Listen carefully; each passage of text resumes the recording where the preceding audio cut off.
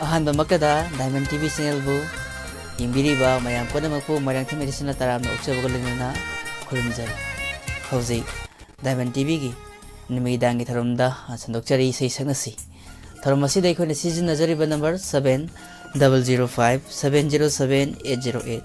ꯑꯃꯨꯛꯇꯪꯒ ꯍꯟꯅ 7005-707-808 number असिदा call तौबिरक्तुना अदम अदमगी हैजबा इसै खदोल तंबियु अमदि थरम असिबु मपुंग फानमिनसि थागचरी live चाट नौना संबिरइबी मयामबसु इचे लांगलेन तोन असेम तराम ओक्चरी इचे मबेम कक्सिंग तराम ओक्चरी कार्फिया लाइस्रम बसु तराम ओक्चरी बिंदु सोइबम तराम ओक्चरी नसिगी थरम असिगी अहानबा कॉलर पाइखचगे कना ओइबनो हाइबदु यंगमिनसि। हेलो हेलो तराम ओक्चरी मिंगलिफम हाइबियु हैरो पाटू हौजो लेकाई मिंग हाइबियु नावजा कवे यम नुंगाइजै मैडम इनाउसा ngasiगी संदोक्चरीबा इसै सकनसि थरम असिगी अहानबा कॉलर सु मैडम नो ओइबिरे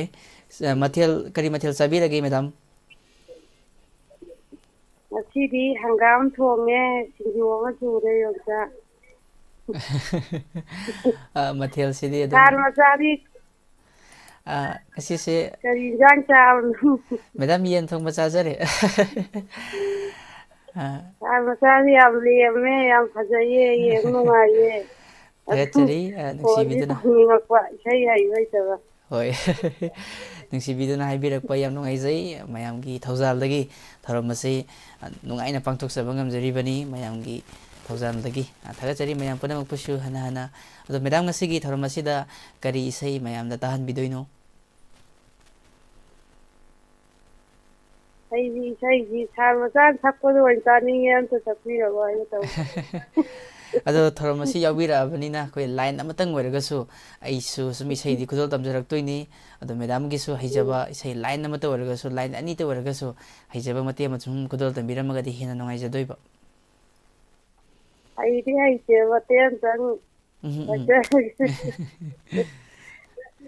होय होय हबिरसी ngarang ngarang ngaranu napata nungsi nata taudu na kevlanu jare silo jara yam nungaijai madam gisu ngasigi tharam asida isai matek matang khudol tambiramduna lanthokpiramduna tharam asibu mapung phanbada yaubiramba haninga leitna thagachari matek matek na mapum ama oijagadoribani tharam asi aduga live chat ta nongna changbiraiba mayambasu taram taram na okchari live chat ta changbiraiba dewan salam sarabusu taram na okchari memsa sagol se mamabusu taram na okchari Bijen Kundrakpam सारबसु तराम ओक्चरी लोइनना मंगाल गुरुमयुम थगचरी हिदंगमयुम निकी तराम ओक्चरी गायत्री हैरोम तराम ओक्चरी सर याम्बर रतन अचोमबसु तराम ओक्चरी याम नंगाइजै मियोय कुनगनिपान ना होजिक थरमसी यूट्यूब लाइव स्ट्रीमिंग दे मिंग ताबिरी अदुगा तोंगान तोंगान बा मीडियम सिंगदा आईएस कोम खुसेम रेडियो की खुथांग ताबिरिबा मयामबसु हाइनाय लेतना थगचरी अदुगा मथंगी कॉलर से कना ओइबनो हाइबदो मयाम यंगमिनसि। हेलो हेलो सर तराम लोक्चरी मिंगलिफम हाइबियु मैडम आई केंदे पीटीएल सर याम नंगाइजै मैडम थरुम सरुक याबिरक्पा करी मथेल होटनाबिरगे हवाई थ्राक कांसै थोंगे याम चमना हाव मथेल अमसु चाबिरे मैडम अदो ngasigi संदोक्चरीबा इसै सकनसि थरम असिगी अनिसुबा कॉलर सु ओइदोइनी अदो मयामदा करी इसै तंबिदोइनो इसैजे यामनबुदि फादे दो खितंग कंजरके फोनिंग प्रोग्राम ददि सुवंग फंगद्रे फोनजे होय ngasiदी हेगमेट पगजु फंगे याम नंगाइजै हौबिरसि मैडम दुदि मयाम पुना तामिनजगे ससरगे लैनमदि हुखिनु माइथोंदा ngaujहो थमोइदि हुखिनु मिनोक्ता चाकचहो पिखिरो ये थमोइ से कानादा पिखिरो ये थमोइ से कानादा ꯂꯩꯅꯝꯗꯤ ꯍꯨꯈꯤꯅꯨ ꯃꯥꯏꯊꯣꯡꯗ ꯉꯥꯎꯖꯍꯧ ꯊꯃꯣꯏꯗꯤ ꯍꯨꯈꯤꯅꯨ ꯃꯤꯅꯣꯛꯇ ꯆꯥꯛꯆꯍꯧ ꯄꯤꯈꯤꯔꯣꯏ ꯊꯃꯣꯏꯁꯤ ꯀꯅꯥꯗ ꯂꯣꯏꯁꯟꯖꯔꯒꯦ ꯁꯥꯔ ꯌꯥꯝ ꯐꯖꯕ ꯏꯁꯩꯅꯤ ꯅꯪꯅ ꯃꯃꯥ ꯑꯣꯏꯕꯤꯌꯨ ꯍꯥꯏꯕ ꯐꯤꯂꯝꯗꯒꯤ ꯃꯇꯝ ꯑꯃꯗ ꯌꯥꯝ ꯍꯤꯠ ꯆꯠꯈꯤꯕ ꯏꯁꯩ ꯃꯦꯗꯥꯝꯅꯁꯨ ꯉꯁꯤꯒꯤ ꯊꯧꯔꯝ ꯑꯁꯤꯗ ꯃꯇꯦꯛ ꯑꯃꯇꯪ ꯑꯣꯏꯔꯒꯁꯨ ꯈꯨꯗꯣꯜ ꯇꯝꯕꯤꯔꯝꯗꯨꯅ ꯊꯧꯔꯝ ꯑꯁꯤꯕꯨ ꯃꯄꯨꯡ ꯐꯥꯍꯟꯕꯤꯔꯝꯕ ꯍꯥꯏꯅꯤꯡꯉꯥꯏ ꯂꯩꯇꯅ ꯊꯥꯒꯠꯆꯔꯤ ꯊꯥꯒꯠꯆꯔꯤ ꯁꯥꯔ ꯊꯥꯒꯠꯆꯔꯤ ꯑꯗꯨꯒ ꯃꯊꯪꯒꯤ ꯀꯣꯂꯔꯗ ꯈꯨꯗꯣꯡꯆꯥꯕ ꯑꯃꯨꯛ ꯄꯤꯖꯔꯤ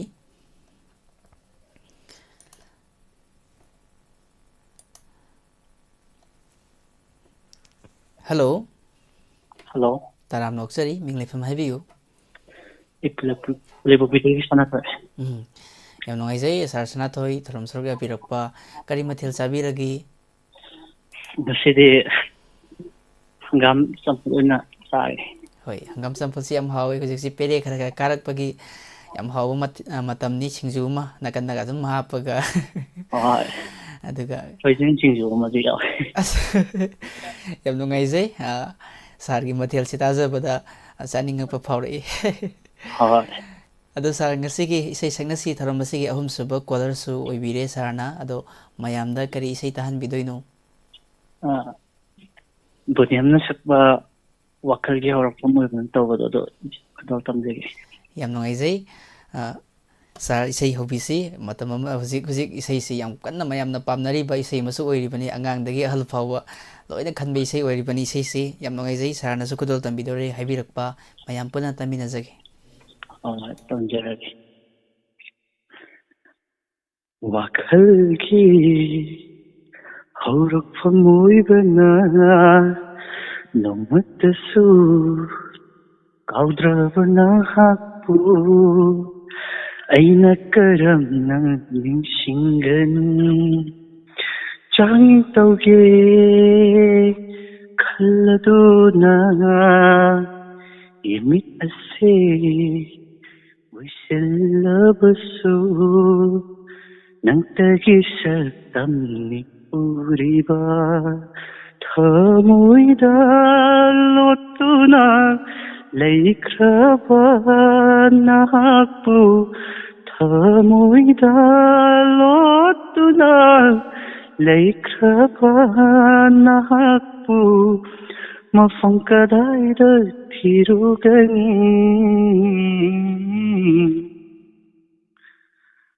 ꯇꯒꯨꯛꯇ ꯅꯤꯛꯂ ꯊꯋꯥꯜꯂꯛꯇ ꯅꯣꯡꯃꯗꯣꯜ ꯃꯕꯦꯝꯃ ꯊꯥꯖꯅꯤ ꯄꯨꯛꯅꯤꯡ ꯋꯥꯔꯛꯇꯕꯤ ꯂꯩꯆꯤꯜꯅ ꯊꯃꯣꯏꯒꯤ ꯁꯛꯇꯝꯁꯤꯡ ꯌꯦꯛꯂꯔꯤ ꯇꯒꯨꯛꯇ ꯅꯤꯛꯂ ꯊꯋꯥꯜꯂꯛꯇ ꯅꯣꯡꯃꯗꯣꯜ ꯃꯕꯦꯝꯃ ꯊꯥꯖꯅꯤ ꯄꯨꯛꯅꯤꯡ ꯋꯥꯔꯛꯇꯕꯤ ꯂꯩꯆꯤꯜꯅ ꯊꯃꯣꯏꯒꯤ ꯁꯛꯇꯝꯁꯤꯡ ꯌꯦꯛꯂꯔꯤ ꯈꯣꯏꯔꯥꯡꯅꯔꯕ ꯍꯤꯡꯁꯦ ꯈꯥꯝꯗꯨꯅ ꯂꯦꯞꯍꯜꯂꯒꯦ ꯉꯁꯤꯗꯤ ꯏꯅꯥꯛꯇ ꯑꯃꯨꯛꯇꯪ ꯐꯝꯂꯗꯨꯅ ꯑꯍꯤꯡꯁꯤꯒꯤ ꯐꯖꯔ ꯁꯛꯇꯝꯁꯤꯡ ꯃꯄꯨꯡ ꯐꯥꯍꯟꯕꯤꯔꯔꯣ ꯅꯍꯥꯛꯅ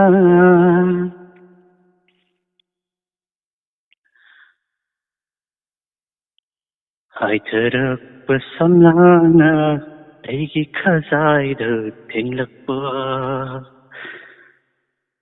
ꯍꯥꯏꯊꯔꯛꯄ ꯁꯝꯂꯥꯡꯅ ꯑꯩꯒꯤ ꯈꯖꯥꯏꯗ ꯊꯦꯡꯂꯛꯄ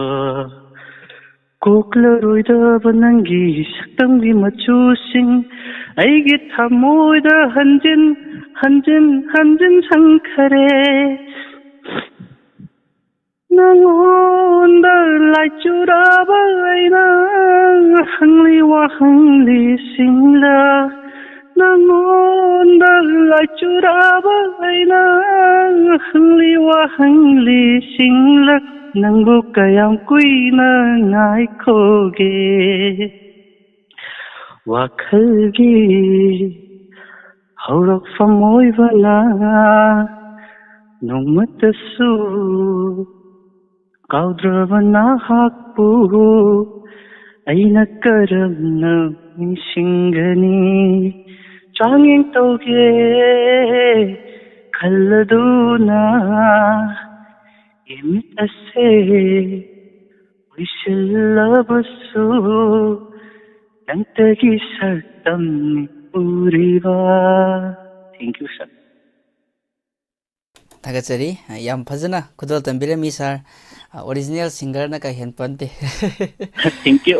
Sana pun tahu sangat mirip. थागतरी लाइव सा तो लाइब्रेरी बसिंगसु अदकी मटिक थागत पिरे ई सर बो अमुखसु यंगबियो सर थरो मसी टीवी दे यंगबिरी रे नत्रगा यूट्यूब ता यंगबिरी रा. YouTube ता याउजे सना थोई थोई दो star आएगी. ओ होय याम नंगाई जे सर की खुबाक गातना थनख्रे लाइक खुबाक तोब्रक. Thank you. थागतरी थरो मफुंग Ya, फान. bom nama थागतरी. थागतरी थरो मफुंग फान बिरंबा. अदुगा लाइव साता नौना चंगबिरइबा BM फरिस तराम नोक्चरी नौबी नोंग तराम नोक्चरी स्वीटली तराम नोक्चरी मुतुम लंगलेम्बी तराम नोक्चरी बिजेन यंखोम इसे सोनी थागतरी इसे असरानी कोंथौजम ममाइबी एमा गुरुमयुम मंगल गुरुमयुम बिंदु मुतुम लंगलेम्बी थागतरी मनितोमी युमनाम इसे बसु तराम नोक्चरी अदगा ममा मेमसा सगोल सेमनी इसे सकपा हैते टीवी दे यंगजरी हाइबिरकपनी इसे मखदल तमजरके mama मेमसा Sagol सेममदी थरमसिबु ताबिरिबि यंगबिरिबु खुदिमक्ता dedicate तौजरगा colour Lakpa गाइना इसे Matang खुदल तमजरके सोइखिबा लानखिबा यारबसु मयामना ngakpigani.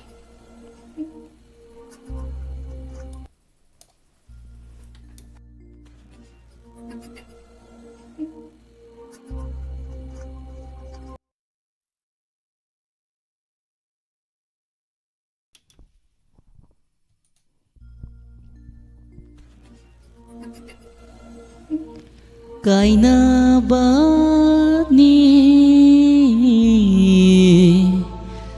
thungna banate mapoksi maginate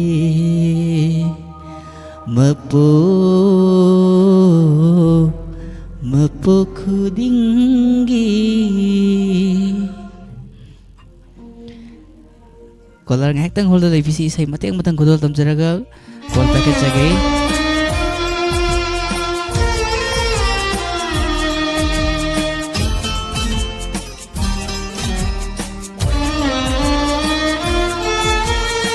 Sakhi oi haurani waksingi ule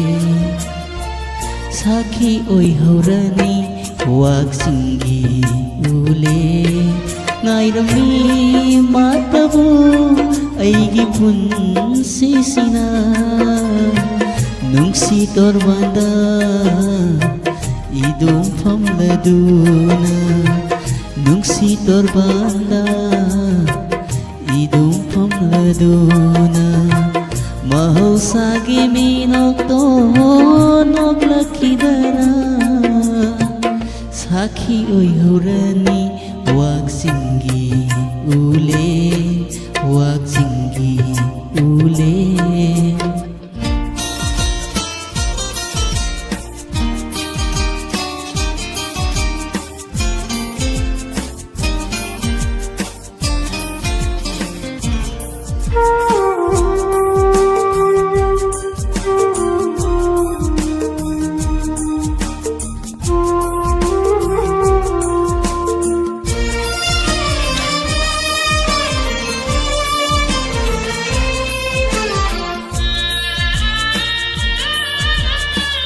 Angau bamalamba Hairen thagi Tamuko nangna Mafam kudinda Angau bamalamba Hairen thagi Tamuko nangna Mafam kudingi Lakidare haina chanbidi mahusagum ꯍꯩꯔꯝ ꯈꯣ ꯍꯩꯔꯝꯂꯒ ꯂꯥꯛꯈꯤꯅꯤ ꯏꯅꯥꯛꯇ ꯂꯥꯛꯈꯤꯗꯔꯦ ꯏꯅꯥꯛꯇ ꯏꯅꯥꯛꯇ ꯁꯥꯈꯤ ꯑꯣꯏꯍꯧꯔꯅꯤ ꯋꯥꯛꯆꯤꯡꯒꯤ ꯎꯂꯦꯟ ꯋꯥꯛꯆꯤꯡꯒꯤ ꯎꯂꯦꯟ ꯊꯥꯒꯠꯆꯔꯤ ꯃꯌꯥꯝ ꯄꯨꯝꯅꯃꯛꯄꯨꯁꯨ ꯊꯧꯔꯝ ꯑꯁꯤꯗ ꯃꯤꯠꯌꯦꯡ ꯇꯥꯕꯤꯔꯤꯕ ꯈꯨꯗꯤꯡꯃꯛꯄꯨꯁꯨ ꯍꯟꯅ ꯍꯟꯅ ꯊꯥꯒꯠꯆꯔꯤ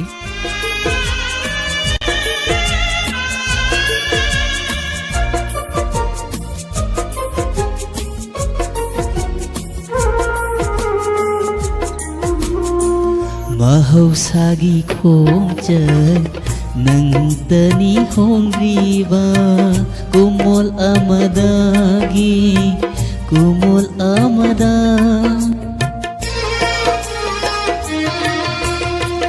mahausaagi khongjat nangtani hongriba kumol amadagi kumol amada thamoy on khare thamoy on khare janabi madi minam biram laga minam bahaitraba thamoy bu saki oi horani waksingi ulen Saki oi horani waksingi ulen ngairami matabu aigi punsi sina nungsi torbanda idom phamladuna nungsi torbanda idom phamladuna mahausaagi minokto noglakidara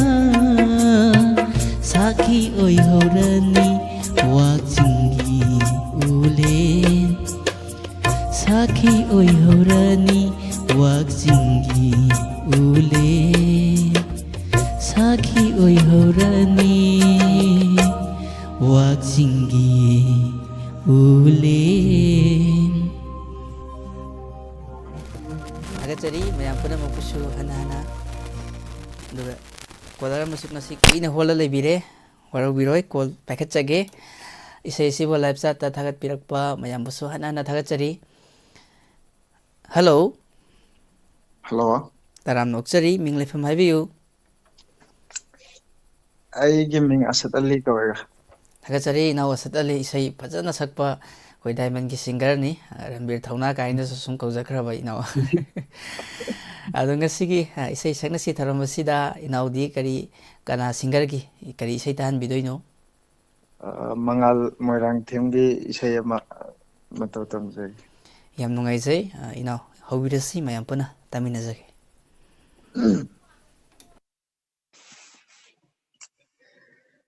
nungsigi wahai khuding mairi ole mafamda thamoigi irau khol kumgi nong hau oire mafamda mitanglaba aigi thamoy khudi thire nungshi lambi shida mitanglaba aigi thamoy khudi thire nungshi lambi shida punshigi chaisu oibirambi sanagi phambal tongkhare mitanglaba aigi thamoy khudi thire nungshi lambi shida khudi thire nungshi ꯂꯝꯕꯤꯁꯤꯗ ꯅꯨꯡꯁꯤꯒꯤ ꯋꯥꯍꯩ ꯈꯨꯗꯤꯡ ꯃꯩꯔꯤ ꯑꯣꯜꯂꯦ ꯃꯐꯝꯗ ꯊꯃꯣꯏꯒꯤ ꯏꯔꯥꯎꯈꯣꯜ ꯀꯨꯝꯒꯤ ꯅꯣꯡꯍꯧ ꯑꯣꯏꯔꯦ ꯃꯐꯝꯗ ꯊꯥꯖꯒꯨꯝ ꯊꯃꯣꯏꯗ ꯉꯥꯜꯂꯅꯤ ꯊꯥꯖꯔꯦ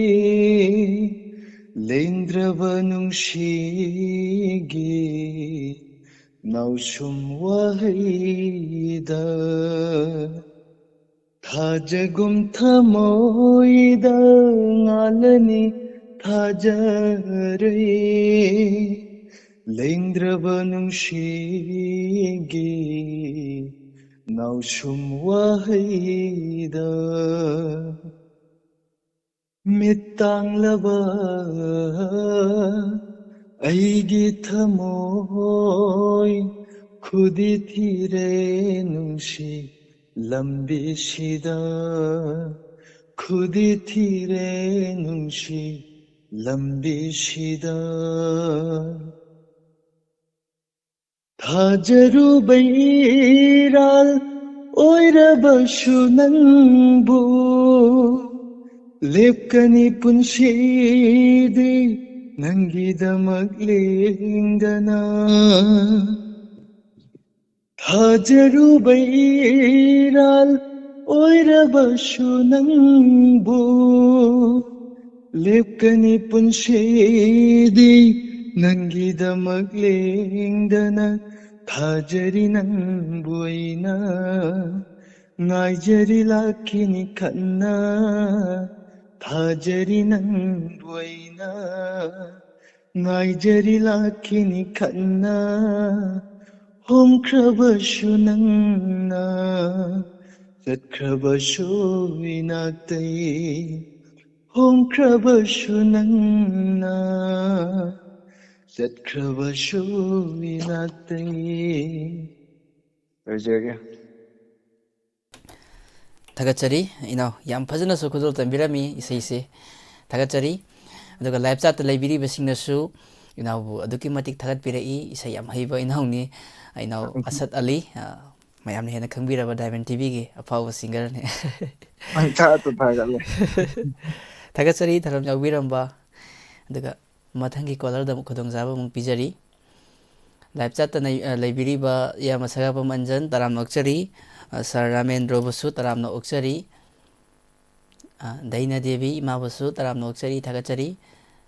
ꯂꯧꯔꯦꯝꯕꯝ ꯂꯣꯏꯗꯥꯡ ꯗꯦꯕꯤ ꯏꯌꯥꯝꯕ Shakespeare ꯍꯣꯏꯒꯤ ꯏꯇꯩꯃꯕꯨꯁꯨ ꯇꯔꯥꯝꯅ ꯑꯣꯛꯆꯔꯤ ꯊꯥꯒꯠꯆꯔꯤ ꯊꯧꯔꯝ ꯌꯥꯎꯕꯤꯔꯛꯄ ꯏꯆꯦꯜ ꯂꯤꯟꯊꯣꯏ ꯗꯥꯏꯃꯟ ꯇꯤꯚꯤꯒꯤ ꯃꯣꯗꯔꯦꯇꯔ ꯏꯆꯦꯕꯨꯁꯨ ꯇꯔꯥꯝꯅ ꯑꯣꯛꯆꯔꯤ ꯃꯃꯥ ꯕꯦꯃꯂꯥ ꯀꯣꯟꯁꯝ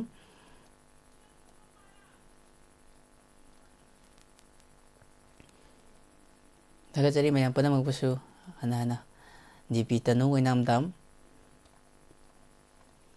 ꯃꯊꯪꯒꯤ ꯀꯣꯂꯔ ꯄꯥꯏꯈꯠꯆꯒꯦ ꯍꯜꯂꯣ ꯍꯜꯂꯣ ꯏꯆꯥ ꯏꯗꯤꯁꯟ ꯇꯔꯥꯝꯅ ꯑꯣꯛꯆꯔꯤ ꯑꯃ ꯑꯩ ꯊꯧꯕꯥꯜ ꯍꯥꯎꯈꯥ ꯑꯦꯟ.ꯑꯥꯔ.ꯑꯥꯏ ꯃꯅꯥꯛꯇꯒꯤ ꯅꯗꯣꯝꯆꯥ ꯃꯦꯝꯆꯥꯅꯤ ꯏꯟꯗꯣꯝꯆꯥ ꯌꯥꯝ ꯅꯨꯡꯉꯥꯏꯖꯩ ꯏꯟꯗꯣꯝꯆꯥ ꯏꯁꯩ ꯐꯖꯕ ꯌꯥꯝ ꯇꯦꯂꯦꯟ ꯂꯩꯕ ꯏꯟꯗꯣꯝꯆꯥꯅꯤ ꯁꯩꯔꯦꯡꯁꯨ ꯏꯕꯤꯔꯛꯀꯅꯤ ꯏꯁꯩꯁꯨ ꯍꯦꯛ ꯏꯔꯒ ꯁꯨꯔꯁꯨ ꯍꯦꯛ ꯄꯥꯟꯊꯣꯛꯄ ꯏꯟꯗꯣꯝꯆꯥ ꯃꯌꯥꯝꯅ ꯍꯦꯟꯅ ꯈꯪꯕꯤꯔꯕ ꯀꯔꯤ ꯃꯊꯦꯜ ꯆꯥꯕꯤꯔꯒꯦ ꯏꯟꯗꯣꯝꯆꯥ ꯉꯁꯤꯗꯤ ꯀꯣꯕꯤ ꯂꯩ ꯊꯣꯡꯉꯦ ꯌꯣꯡꯆꯥꯛ ꯁꯤꯡꯖꯨ ꯑꯃ ꯁꯨꯔꯦ ꯋꯥ ꯃꯊꯦꯜ ꯑꯁꯤꯗꯤ ꯑꯗꯨꯝ ꯌꯥꯔꯝꯗꯧ ꯃꯥꯜꯂꯤ ꯌꯥꯝ ꯅꯨꯡꯉꯥꯏꯖꯩ ꯏꯟꯗꯣꯝꯆꯥ ꯑꯍꯥꯎꯕ ꯃꯊꯦꯜ ꯑꯃꯁꯨ ꯆꯥꯕꯤꯔꯛꯑꯦ ꯑꯗꯨꯒ ꯉꯁꯤꯒꯤ ꯏꯁꯩ ꯁꯛꯅꯁꯤ ꯊꯧꯔꯝ ꯑꯁꯤꯗ ꯃꯌꯥꯝꯗ ꯀꯔꯤ ꯏꯁꯩ ꯇꯥꯍꯟꯕꯤꯗꯣꯏꯅꯣ ꯉꯁꯤꯒꯤ ꯑꯩꯅ ꯇꯥꯍꯟꯗꯣꯔꯤꯕ ꯏꯁꯩꯁꯤꯗꯤ ꯃꯃꯥꯡꯉꯩꯒꯤ ꯁꯨꯃꯥꯡ ꯂꯤꯂꯥꯒꯤ ꯏꯁꯩ ꯑꯃ ꯈꯨꯗꯣꯜ ꯇꯝꯖꯒꯦ ꯌꯥꯝ ꯀꯨꯏꯔꯕ ꯏꯒꯤ ꯃꯍꯥꯎ ꯏꯁꯩꯅꯦ ꯂꯤꯂꯥꯗꯨꯒꯤ ꯏꯁꯩ ꯌꯥꯝ ꯅꯨꯡꯉꯥꯏꯖꯩ ꯏꯟꯗꯣꯝꯆꯥ ꯏꯁꯩ ꯍꯧꯕꯤꯁꯤ ꯃꯌꯥꯝ ꯄꯨꯟꯅ ꯇꯥꯃꯤꯟꯅꯖꯒꯦ ꯍꯧꯔꯒꯦꯀꯣ ꯀꯥꯎꯈꯤꯕ꯭ꯔꯥ ꯈꯪꯄꯣꯠꯇꯦ ꯌꯥꯝ ꯀꯨꯏꯔꯦꯗ ꯏꯁꯩꯁꯤꯗꯤ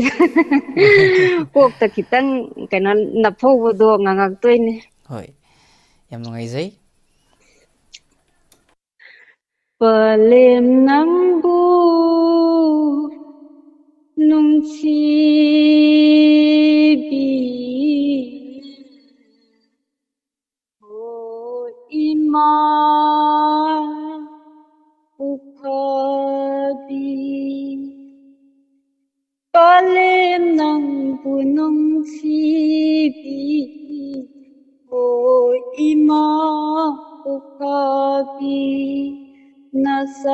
ꯑꯩꯕꯨ ꯊꯥꯗꯣꯛꯂꯝ ꯀꯩꯗꯅꯣ ꯆꯠꯂꯤꯕ ꯅꯆꯥ ꯑꯩꯕꯨ ꯊꯥꯗꯣꯛꯂꯝ ꯀꯩꯗꯅꯣ ꯆꯠꯂꯤꯕ ꯅꯍꯥꯛ ꯂꯩꯇ꯭ꯔꯕꯗ ꯅꯍꯥꯛ ꯎꯗ꯭ꯔꯕꯗ ꯀꯅꯥꯗ 이마 하이나 떠로니 빨렘 낭부 농시비 오 이마 우파비 빨렘 낭부 농시비 오 이마 우파비 꿈기 역성 여울럭바 하라우 꿈하이 마땀다 이쿠삼나 부비바 ngamuk layu oina jaba ikusana pudiba ngamuk layu oina jaba phangjade ne ema phangjade ne ema nasagi punsida itau yengelot para palem nang punung sibi o ima upabi palem nang punung sibi o ima upabi iman nabi kayana hangli toina imanangbu karam haina khumla sige thoglak loba imanangbu amukta dilena jage amukta dilena jage miya mamanda ngai jeriena tana palem nang bunung sibi o ima pukhabi palem nang bunung sibi o ima pukhabi o ima Ima Ima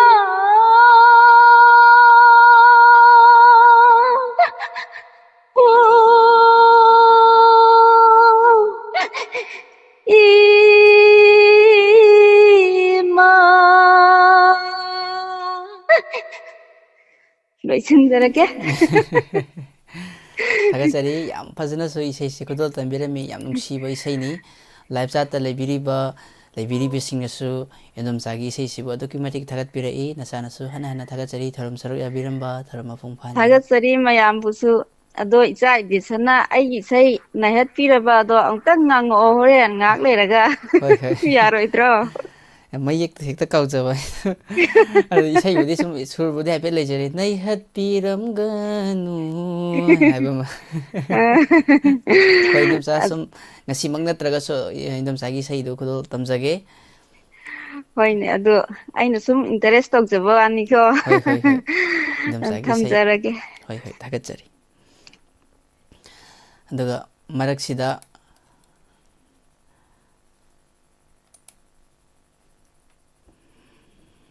mayamda kaigumba amta lauthokjage aina screen jo hanjari basi iche pusparani amadi yamba sanigi naitom poksabi icha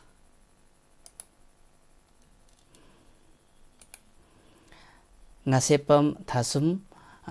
ichabu ngasigi birthday isagi birthday ngasi sitai aduna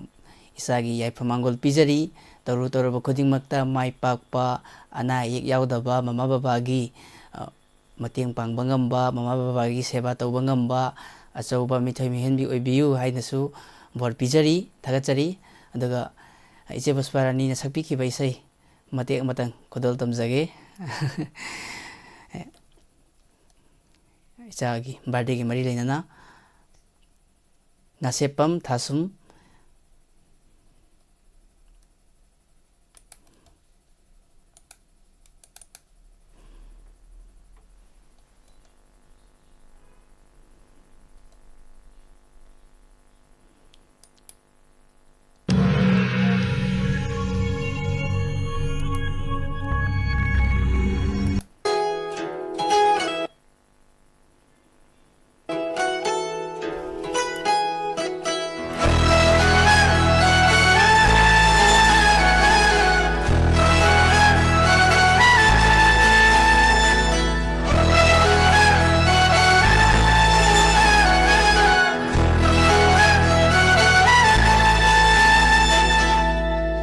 ꯋꯥꯈꯜꯒꯤ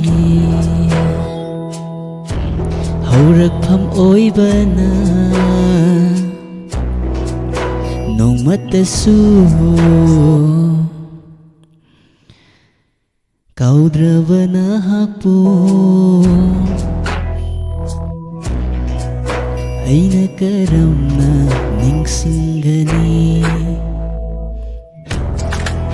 ꯆꯥꯡꯌꯦꯡ ꯇꯧꯒꯦ ꯈꯜꯂꯗꯨꯅ 이밋 ꯑꯁꯦ 의심ለꯕꯁꯨ ꯅꯪꯇꯒꯤ ꯁꯛꯇꯝꯅ 우리가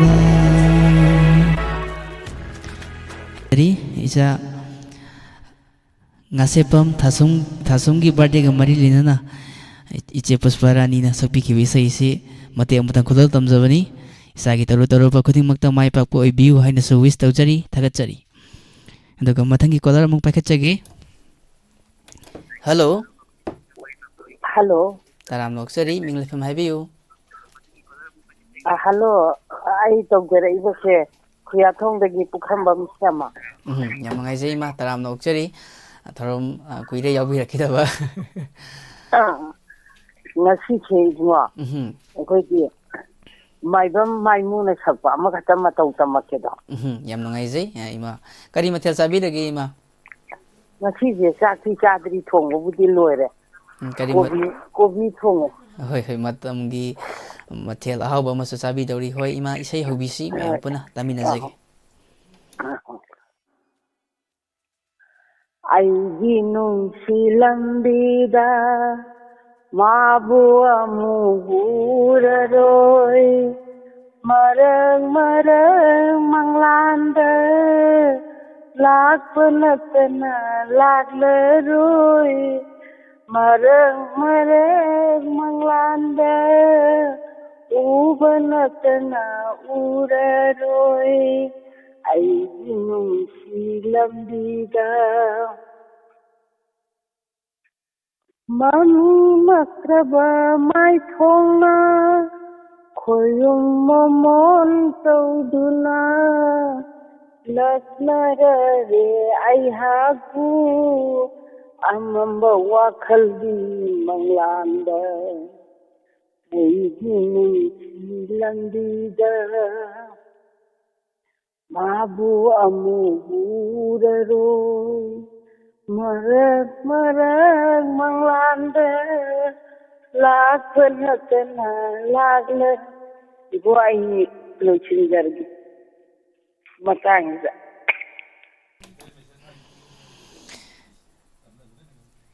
tathokre ima se wai haibiramaga call se sum kakpi kiba mali ima nasu hello taram noksari minglefam haibiu mamai bi ama guru mayum mangkani tempoki mapan yam ngai mama taram yaubirakpa ado kari mathel sabiragi ima hangam thongba ma tawre yongcha sirumaga chajare hoi yongchak sidi kamandum oire hoji matam oibanina yam so hauba ane no to thongi hangam thongmu chachalle hoi thagachari ima ado ngasigi isei sakna si thoram asida mayamda kari isei tahan bidoino ꯃꯃꯥꯁꯨ ꯏꯁꯩ ꯑꯝꯇ ꯃꯇꯧ ꯇꯝꯖꯒꯦ ꯁꯣꯏꯈꯤ ꯂꯥꯛꯈꯤꯕ ꯌꯥꯎꯔꯁꯨ ꯉꯥꯛꯄꯤꯒꯅꯤ ꯍꯧꯖꯔꯒꯦ ꯍꯧꯕꯤꯔꯁꯤ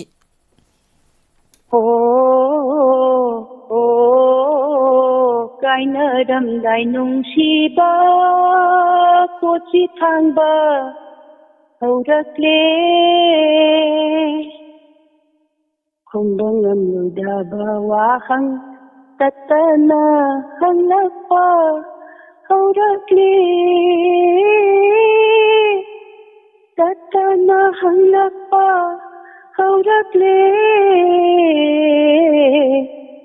ong thang khuding yilakle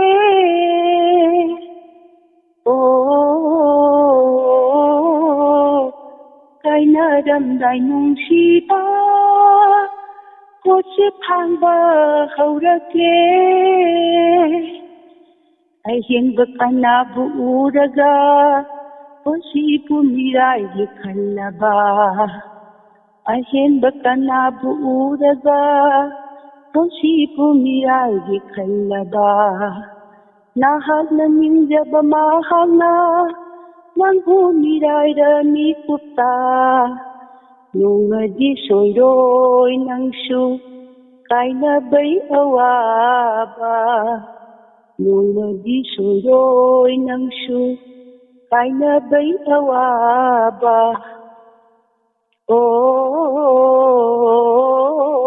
kaina ramdai nungsiba Nasi thangba haurakle Kumbang yamudaba wahang tatana hangakpa haurakle Tatana hangakpa haurakle Ong thang khuding yilakle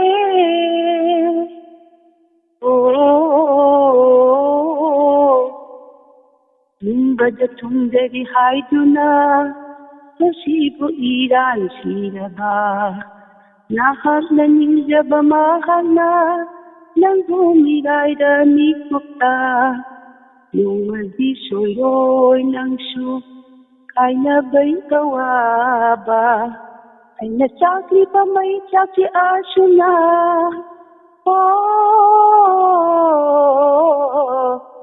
Kaina ramdai nungsiba Kochi thangba haurakle Sanjarge saibunga mamaji singba ngamdene konji papaduna lokha leibasida Hoi yam phajaba isai ni mamana su yam phajana khudol tambirami lok su khara khara dum lei haibi adubo isai se mamana di dum khudol phajana di tambiram khre haine haile tara thagachari daga live chat ta leibiri basing su aduki matik thagat piri hoi thamjere sabu yajini tawbani thagachari marak sida folk song isai khudol tamba yabraina madam joymanti na hamgirakpani yai kaiso kaiba leite isai boiragade folk song manipuri song oiba isai khudol tambiba sum yai hindi isai nataba manipur isai oiragadi dum akaiba leite yam nuaijagani khudol tambiragasu aduga isai matek amatang khudol tamjage kolar amasu laktra leibiri warobiroi yamba anjana khambirakiba isai matek amatang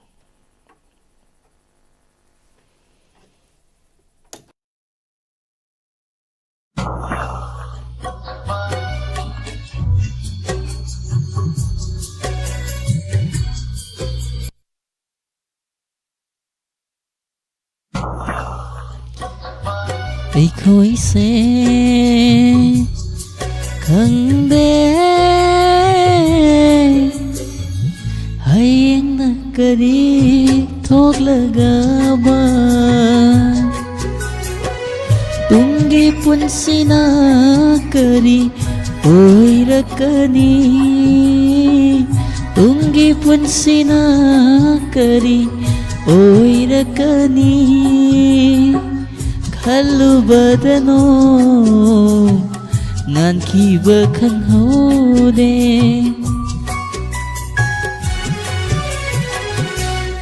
I unariba ai khoi se khangde ꯍꯌꯦꯡꯅ ꯀꯔꯤ ꯊꯣꯛꯂꯒꯕ ꯏꯁꯩꯁꯤ ꯀꯥꯔꯥꯎꯀꯦꯗꯤ ꯑꯗꯨꯝ ꯈꯔꯗꯤ ꯅꯨꯡꯉꯥꯏꯇꯕꯅꯤ ꯑꯗꯨꯕꯨ ꯏꯌꯥꯝꯕ ꯑꯟꯖꯅ ꯍꯥꯏꯕꯤꯔꯛꯄ ꯏꯌꯥꯝꯕꯒꯤ ꯄꯨꯛꯅꯤꯡ ꯄꯦꯟꯅꯕ ꯏꯁꯩ ꯈꯨꯗꯣꯜ ꯇꯝꯖꯔꯤ ꯑꯃꯗꯤ ꯊꯧꯔꯝ ꯑꯁꯤꯕꯨ ꯌꯦꯡꯕꯤꯔꯤꯕ ꯇꯥꯕꯤꯔꯤꯕ ꯈꯨꯗꯤꯡꯃꯛꯇꯁꯨ ꯈꯨꯗꯣꯜ ꯇꯝꯖꯔꯤ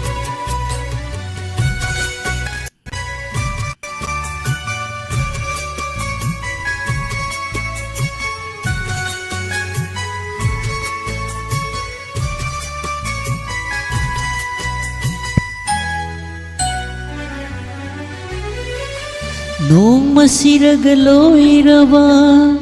ꯃꯤꯑꯣꯏ ꯃꯄꯣꯛꯁꯦ ꯅꯩꯍꯠꯄꯤꯔꯝꯂꯒ ꯑꯇꯣꯟꯕꯁꯤꯡꯕꯨ ꯅꯣꯛꯂꯤ ꯀꯅꯥꯅ ꯃꯤꯀꯞ ꯇꯥꯔꯒ ꯊꯃꯣꯏ ꯄꯦꯟꯅ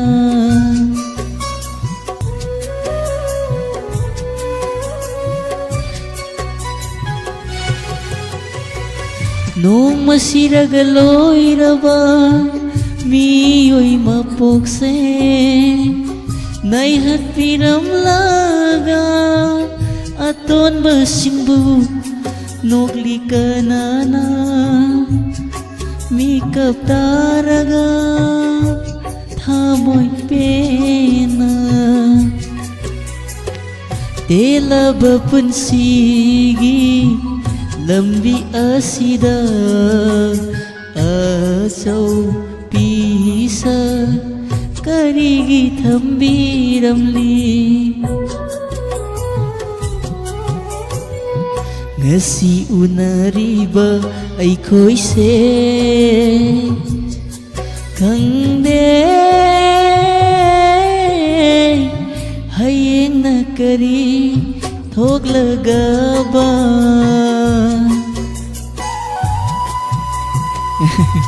ꯂꯣꯛꯁꯨ ꯈꯔ ꯈꯔ ꯑꯗꯨꯝ ꯈꯨꯗꯤꯡꯃꯛ ꯏꯁꯩꯁꯤꯁꯨ ꯆꯤꯡꯕ ꯁꯨꯝ ꯑꯣꯏꯕꯅꯤꯅ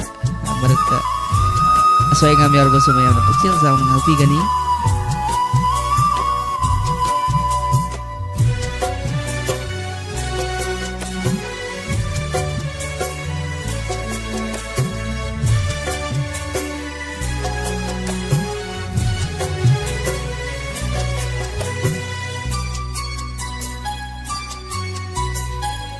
wasak amaga loinana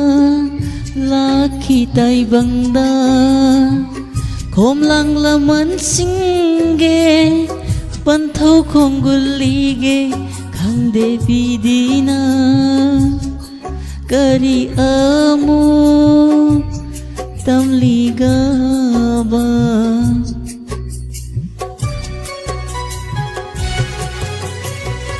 wasak amagaloinana lakhi taibangda khomlang laman singge panthau khonggulige khangde bidina kari amu tamligaba ningjaba kaya se pangba ngamdringai setki dara nungsira thawai mana ngasi unariba aikhoise khangde hayengna kari thoklagaba tungi punsina kari oirakani tungi punsina kari oirakani khallubadano ngankiba khanghaude ngasi unariba aikhoise khangde hayengna kari thoklagaba hayengna kari thoklagaba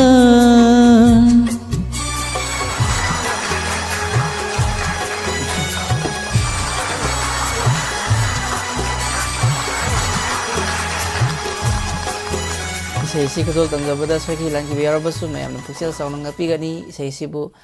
ꯄꯨꯛꯅꯤꯡ ꯊꯧꯒꯠꯄꯤꯔꯛꯄ ꯊꯥꯒꯠꯄꯤꯔꯛꯄ ꯃꯌꯥꯝ ꯄꯨꯝꯅꯃꯛꯄꯨꯁꯨ ꯍꯟꯅ ꯍꯟꯅ ꯊꯥꯒꯠꯆꯔꯤ ꯈꯨꯔꯨꯝꯖꯔꯤ ꯑꯗꯨꯒ ꯃꯊꯪꯒꯤ colour ꯑꯃꯨꯛ ꯄꯥꯏꯈꯠꯆꯒꯦ colour ꯑꯃꯁꯨ ꯀꯨꯏꯅ ꯍꯣꯜꯗ ꯂꯩꯕꯤꯔꯝꯃꯒ ꯇꯠꯈꯤꯕꯅꯤ ꯑꯃꯨꯛꯀ ꯀꯣꯜ ꯇ꯭ꯔꯥꯏ ꯇꯧꯕꯤꯔꯛꯎ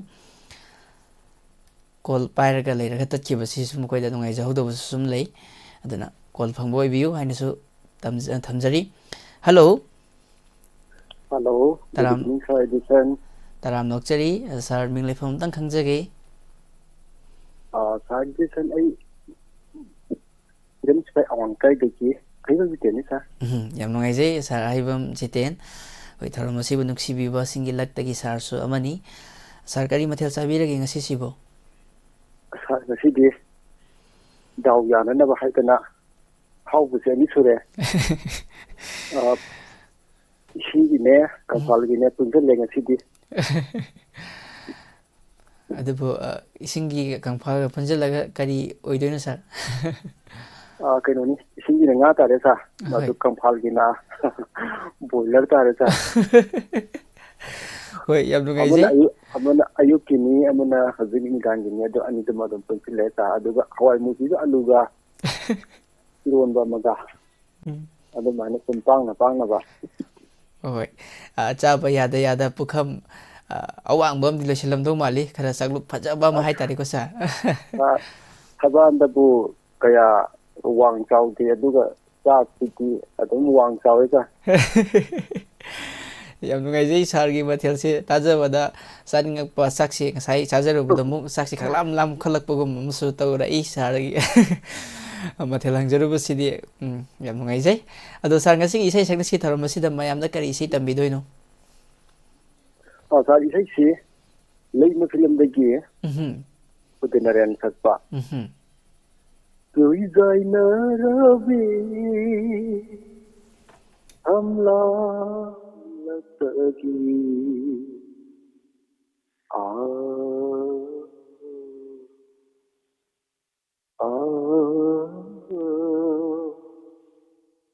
ꯁꯛꯆꯒꯦ ꯁꯥꯔ ꯑꯩꯅ ꯁꯛꯀꯦ ꯈꯟꯕ ꯁꯥꯔꯅ ꯏꯁꯩꯗꯨ ꯐꯖꯅ ꯁꯛꯇꯣꯛꯄꯤꯔꯛꯈ꯭ꯔꯦ ꯈꯣꯡꯒꯨꯟꯒꯤ ꯅꯥꯎꯄꯒꯤꯗꯣ ꯁꯨꯔ ꯇꯥꯕꯣꯏ ꯇꯥꯗꯕꯣꯏ ꯁꯛꯆꯒꯦꯅ ꯇꯧꯅꯤ ꯁꯥꯔꯅ ꯐꯖꯅ ꯁꯛꯇꯣꯔꯛꯈ꯭ꯔꯦ ꯑꯗꯨꯅ ꯎꯗꯤꯠ ꯅꯥꯔꯥꯌꯟꯒꯤꯁꯦ ꯍꯣꯏ ꯁꯨꯔ ꯇꯥꯕꯣꯏ ꯇꯥꯗꯕꯣꯏ ꯍꯣꯏ ꯍꯣꯏ ꯁꯥꯔ ꯉꯪꯖꯔꯝꯒꯦ ꯌꯥꯝ ꯐꯖꯕ ꯏꯁꯩꯅꯤ ꯁꯥꯔ ꯍꯣꯏ ꯈꯟꯕꯤꯔꯛꯄꯁꯤꯡꯗꯒꯤ ꯏꯌꯥꯝꯕ ꯁꯛ ꯑꯄꯃꯟꯖꯅ ꯏꯁꯩꯁꯤ ꯍꯥꯏꯕꯤꯔꯛꯄ ꯑꯗꯨꯗꯒꯤ ꯁꯨꯝ ꯏꯁꯩꯁꯤ ꯈꯨꯗꯣꯜ ꯇꯝꯖꯈ꯭ꯔꯦ ꯑꯗꯨꯕꯨ ꯁꯥꯔꯒꯤꯁꯨ ꯏꯁꯩ ꯐꯖꯕ ꯃꯈꯣꯏ ꯏꯁꯩ ꯈꯨꯗꯣꯜ ꯇꯝꯃꯛꯇꯧꯔꯤ ꯃꯌꯥꯝ ꯄꯨꯟꯅ ꯇꯥꯃꯤꯟꯅꯁꯤ ꯃꯌꯥꯝꯅ ꯃꯃꯤꯡ ꯂꯩꯔꯕ ꯁꯩꯁꯛꯄꯅ ꯁꯛꯈꯤꯕ ꯃꯃꯤꯡ ꯂꯩꯕ ꯏꯁꯩꯅꯤ ꯍꯧꯕꯤꯁꯤ ꯁꯥꯔ ꯀꯣꯏꯖꯥꯏꯅꯔꯕꯤ ꯊꯝꯂꯥꯡꯂꯛꯇꯒꯤ ꯂꯣꯟꯅ ꯌꯦꯡꯂꯛꯄ ꯃꯤꯠꯌꯦꯡꯗꯨꯅ ꯀꯔꯤ ꯄꯥꯎꯈꯨꯝꯅꯣ ꯀꯟꯕꯤꯕ ꯒꯨꯂꯥꯞ ꯃꯥꯟꯕꯤ ꯏꯝꯐꯥꯜꯅ ꯀꯔꯝꯕ ꯋꯥꯍꯩꯅꯣ ꯍꯨꯝꯂꯤꯕ ꯉꯥꯎꯍꯜꯂꯦ ꯑꯩꯕꯨ ꯂꯩꯇꯥꯐꯝ ꯈꯪꯗꯅ ꯉꯥꯎꯍꯜꯂꯦ ꯑꯩꯕꯨ ꯂꯩꯇꯥꯐꯝ ꯈꯪꯗꯅ ꯉꯥꯎꯍꯜꯂꯦ ꯀꯣꯏꯖꯥꯏꯅꯔꯕꯤ ꯊꯝꯂꯥꯡꯂꯛꯇꯒꯤ ꯂꯣꯟꯅ ꯌꯦꯡꯂꯛꯄ ꯃꯤꯠꯌꯦꯡꯗꯨꯅ ꯀꯔꯤ ꯄꯥꯎꯈꯨꯝꯅꯣ ꯀꯟꯕꯤꯕ मेरा था न तंग दिखाता मेरा था जा मेरा था न तंग दिखाता थाजमाच माइथों लांसिनखी Surgungamdavi kokil sekla Surgungamdavi kokil sekla Auhanthi manghanthi Surgumba Kaikhi tantha Saghindina kauda Kaikhi tantha Saghindina kauda Sujaina ravi Tamlanglattagi Inlatpa mitenduna Kari paukhumno kaniliba Thamamba ahinda Karuni singdolda Mainam gilis lang pare Lengwagum Thamamba ahinda Karuni singdolda Mainam gilis lang pare Lengwagum Lengnakle thamoida Turgi pare Lengnakle thamoida Turgi pare Ihaurakle Ithaknaire Pukning wakhal Saklaki isai Tanthasana Saklaki isai Tanthasana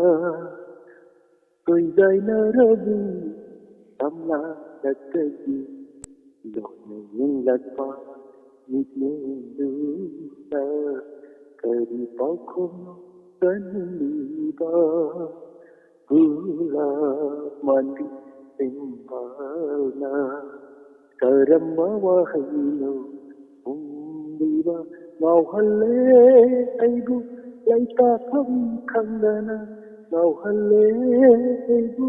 Laita Tham Khandana Nauhale Gaya Rabi Tamla Dattagi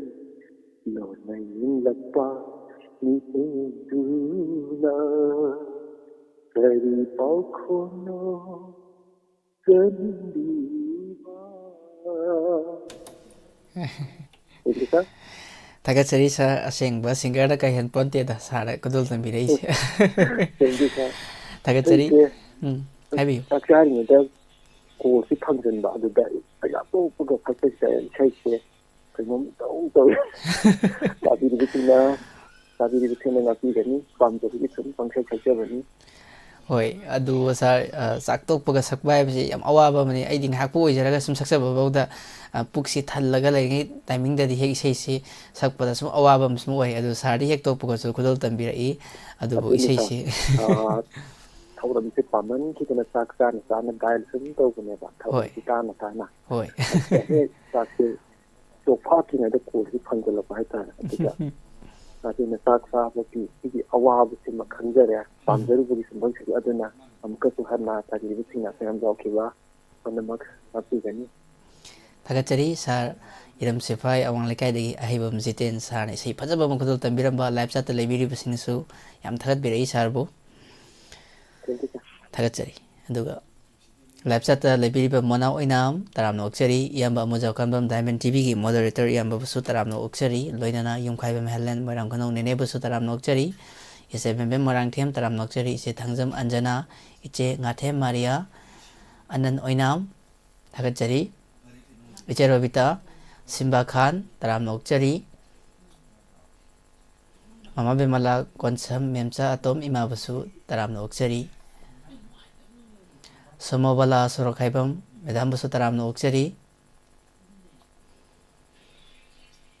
Thagatsari Karfia Laisram Lapsat Talibiri Vise Soni Anju RK Ise Asarani Srijit Singh Ngasai Mathil Hangbiraki ba male ise Asarani se ngasi se yan thong bacha jai duga ise kolar amna hek sengi timing oidana hek khumbajuk matang chahudaba mamai bemhal devi ningthokongdagi busu taramno oksari Yamba PKHLP taramno oksari Thagatsari aduga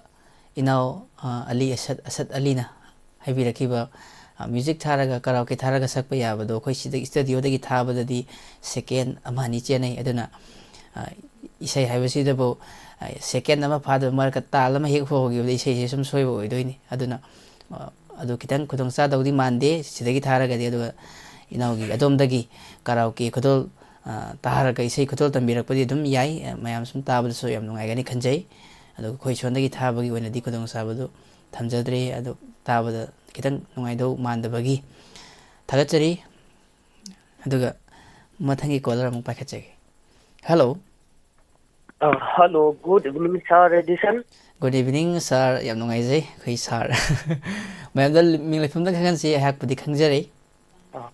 phone tawjare ba samachar karngdagi sanaga kumthem sir kari mathel sabira ki ngasi sibo sar ngasi de ꯑꯩꯈꯣꯏ ꯍꯋꯥꯏ ꯊꯣꯡꯕ ꯑꯣꯏꯅ ꯆꯥꯖꯔꯦ ꯁꯥꯔ ꯌꯥꯝ ꯆꯝꯅ ꯍꯥꯎꯕ ꯃꯊꯦꯜ ꯑꯃꯁꯨ ꯆꯥꯕꯤꯔꯛꯏ ꯁꯥꯔ ꯏꯁꯩ ꯐꯖꯕ ꯑꯃꯁꯨ ꯈꯨꯗꯣꯜ ꯇꯝꯕꯤꯔꯛꯇꯧꯗꯤ ꯃꯥꯜꯂꯤ ꯁꯥꯔꯁꯦ ꯍꯣꯏ ꯁꯥꯔ ꯑꯩꯅ ꯏꯁꯥꯅ ꯏꯖꯕ ꯑꯗꯨꯒ ꯏꯁꯥꯅ ꯁꯨꯔ ꯄꯥꯟꯖꯕ ꯈꯨꯟꯃꯨꯁꯤ ꯑꯝꯇꯪ ꯁꯛꯆꯒꯦ ꯁꯥꯔ ꯍꯣꯏ ꯌꯥꯝ ꯅꯨꯡꯉꯥꯏꯖꯩ ꯏꯁꯩ ꯍꯧꯕꯤꯁꯤ ꯃꯌꯥꯝ ꯄꯨꯟꯅ ꯅꯨꯡꯉꯥꯏꯅ ꯇꯥꯃꯤꯟꯅꯖꯒꯦ ꯏꯃꯥ ꯂꯩꯕꯥꯛ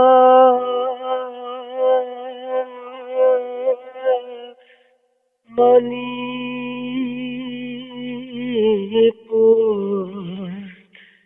Khambi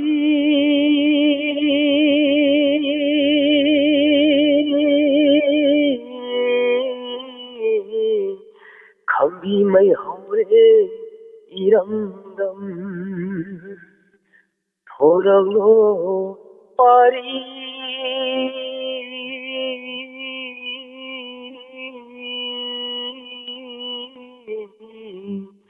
pari panghan basin ima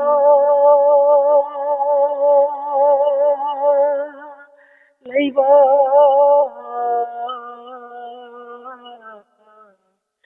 iramdambu kalasi ijati ibu kalhurasi mikak mirau puna thale ima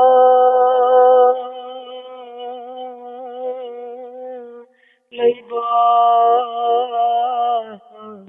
iramdam mai kai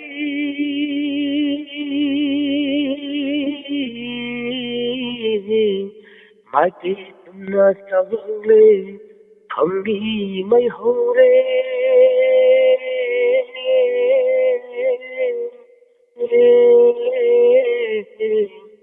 nimshilai sabal ashigi miyoiba thawai yaudraba hakchang ikhen lagta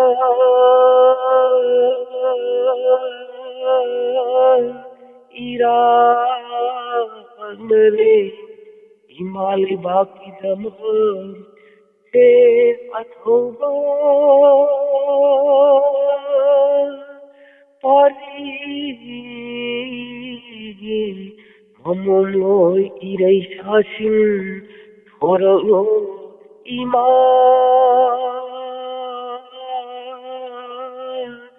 ileiba himaliba kalasine punbiki imana nata singi kudangda punsi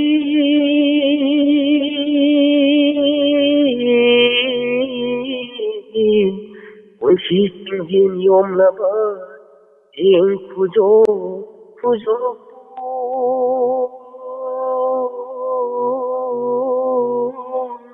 yonduna taripi machena punbiki imagi phali machena pari singi khudanga punbiki mai pagna hello ko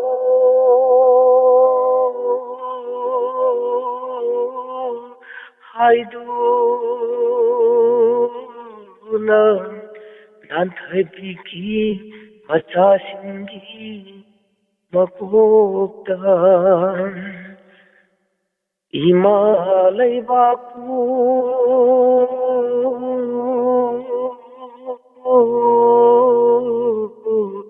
kalluko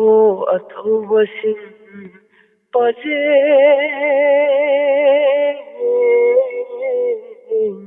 pajin phiran thetuna momon minok loina la halau ko Ari kainaraba palim kayana kabli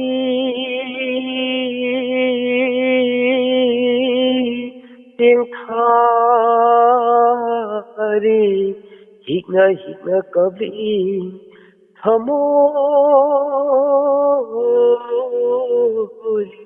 thamoi shirpuba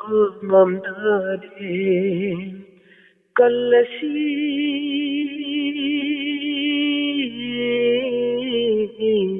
thoranglo ima laibapu ijatibu kallasi khutta khulai paiduna lanthingagani ijatidama bambu wanga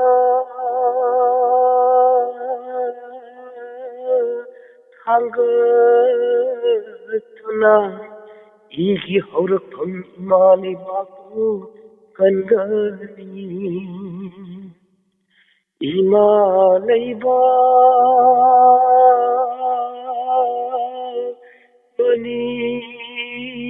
manipur khambi mai haure irandam thoraglo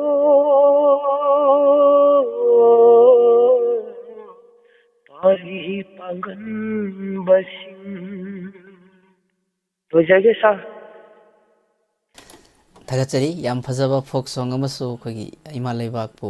ꯁꯩꯊꯥꯖꯕ ꯏꯁꯩ ꯑꯃ ꯈꯨꯗꯣꯜ ꯇꯝꯕꯤꯔꯝꯗꯨꯅ ꯊꯧꯔꯝ ꯑꯁꯤꯕꯨ ꯃꯄꯨꯡ ꯐꯥꯍꯟꯕꯤꯔꯝꯕ ꯌꯥꯝ ꯅꯨꯡꯁꯤꯕ ꯏꯁꯩꯅꯤ ꯁꯥꯔꯅ ꯇꯝꯕꯤꯔꯝꯃꯤꯕ ꯏꯁꯩ ꯑꯁꯤ ꯂꯥꯏꯚ ꯆꯥꯠꯇ ꯂꯩꯕꯤꯔꯤꯕ ꯃꯌꯥꯝꯅꯁꯨ ꯁꯥꯔꯒꯤ ꯏꯁꯩꯁꯤꯕꯨ ꯑꯗꯨꯛꯀꯤ ꯃꯇꯤꯛ ꯊꯥꯒꯠꯄꯤꯔꯛꯏ ꯊꯥꯒꯠꯆꯔꯤ thank you sir ꯊꯥꯒꯠꯆꯔꯤ ꯏꯁꯩꯁꯤ ꯁꯥꯔꯅꯁꯨ ꯏꯕꯤꯕ ꯁꯥꯔꯅꯁꯨ ꯁꯦꯝꯕꯤꯕꯁꯨ ꯑꯣꯏꯕꯤꯈꯤꯕꯅꯤ ꯃꯌꯥꯝ ꯑꯃꯨꯛꯀꯁꯨ ꯅꯤꯡꯁꯤꯡꯖꯔꯤ ꯊꯥꯒꯠꯆꯔꯤ ꯁꯥꯔ ꯁꯅꯥꯖꯥꯎꯕ ꯁꯉꯥꯏꯊꯦꯜ ꯀꯥꯔꯣꯡꯗꯒꯤ ꯏꯁꯩ ꯐꯖꯕ ꯑꯃ ꯈꯨꯗꯣꯜ ꯇꯝꯕꯤꯔꯝꯕ ꯍꯥꯏꯅꯤꯡꯉꯥꯏ ꯂꯩꯇꯅ ꯊꯥꯒꯠꯆꯔꯤ ꯑꯗꯨꯒ ꯂꯥꯏꯚ ꯆꯥꯠꯇ ꯂꯩꯕꯤꯔꯤꯕ ꯃꯌꯥꯝ ꯇꯔꯥꯝꯅ ꯑꯣꯛꯆꯔꯤ ꯅꯕꯆꯟꯗ꯭ꯔ TH ꯁꯥꯔ ꯇꯔꯥꯝꯅ ꯑꯣꯛꯆꯔꯤ ꯏꯌꯥꯝꯕꯆꯥꯟ ꯈꯔꯤꯕꯝ ꯇꯔꯥꯝꯅ ꯑꯣꯛꯆꯔꯤ ꯑꯗꯨꯒ ꯍꯥꯟꯅ ꯂꯥꯏꯚ ꯆꯥꯠꯇ ꯆꯪꯕꯤꯔꯛꯈ꯭ꯔꯕ ꯃꯌꯥꯝꯕꯨꯁꯨ ꯍꯥꯏꯅꯤꯡꯉꯥꯏ ꯂꯩꯇꯅ ꯊꯥꯒꯠꯆꯔꯤ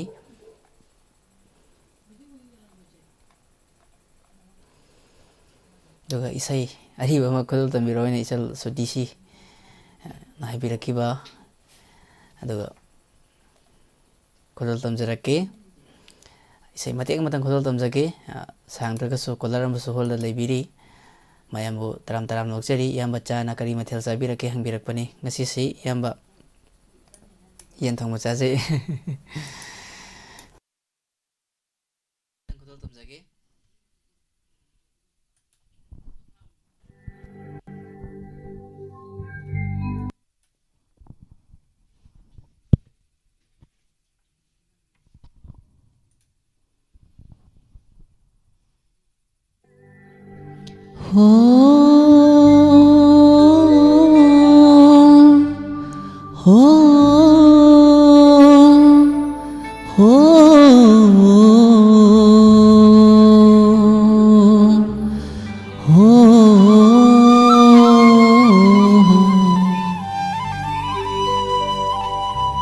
Sarakiritu mapung yai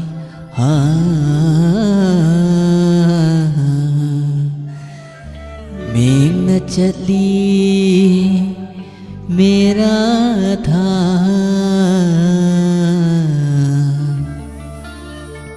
Ing na lagi hiang gai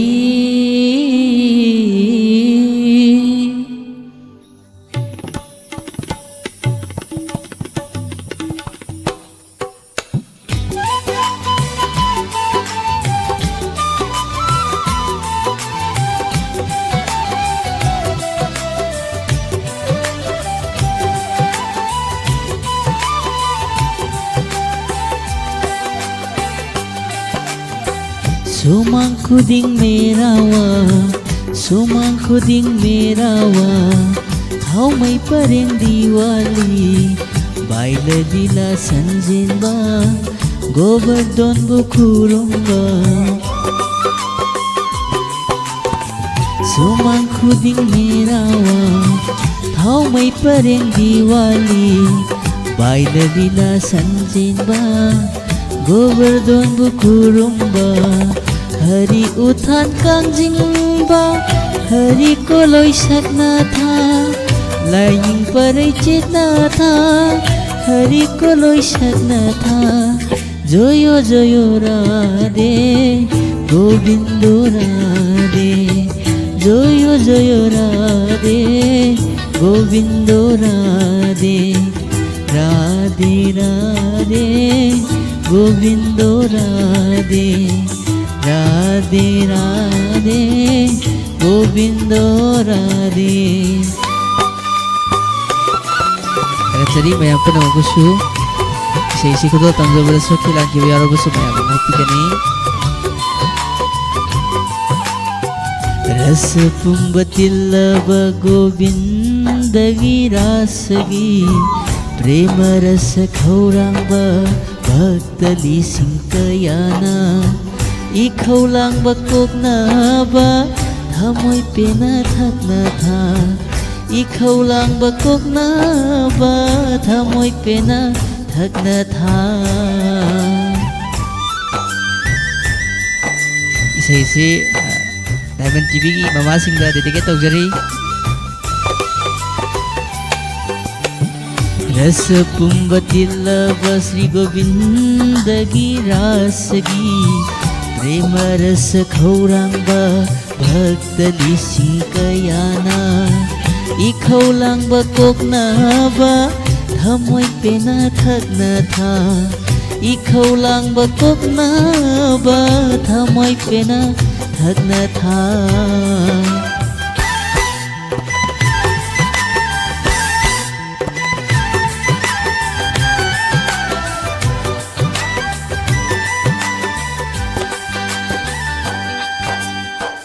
Mapuroi besebada Kharai thongan landabi Mapuroi besebada Kharai thongan landabi Maikei phangna ongkibi Ningol singbu chakau tha Laira anang naidana Mapam lamdam pangna tha Joyo joyo radhe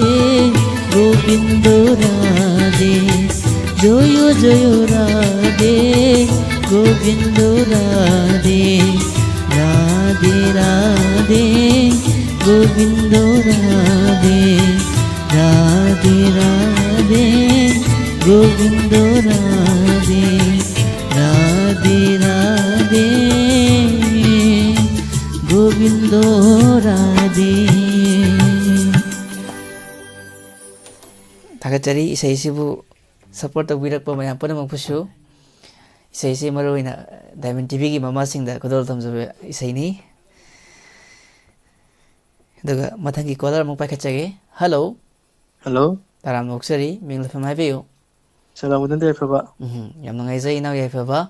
ngasigi tharam asida yaubirakpa kari mathel sabirage inaw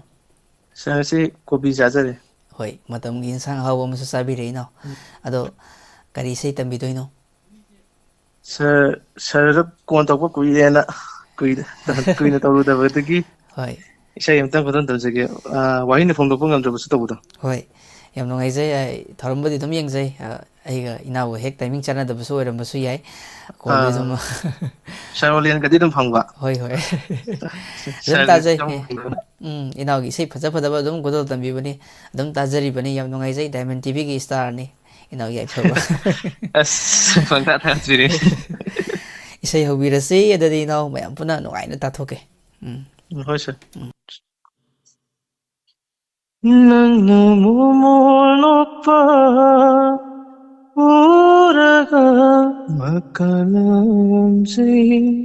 aigi tamoisina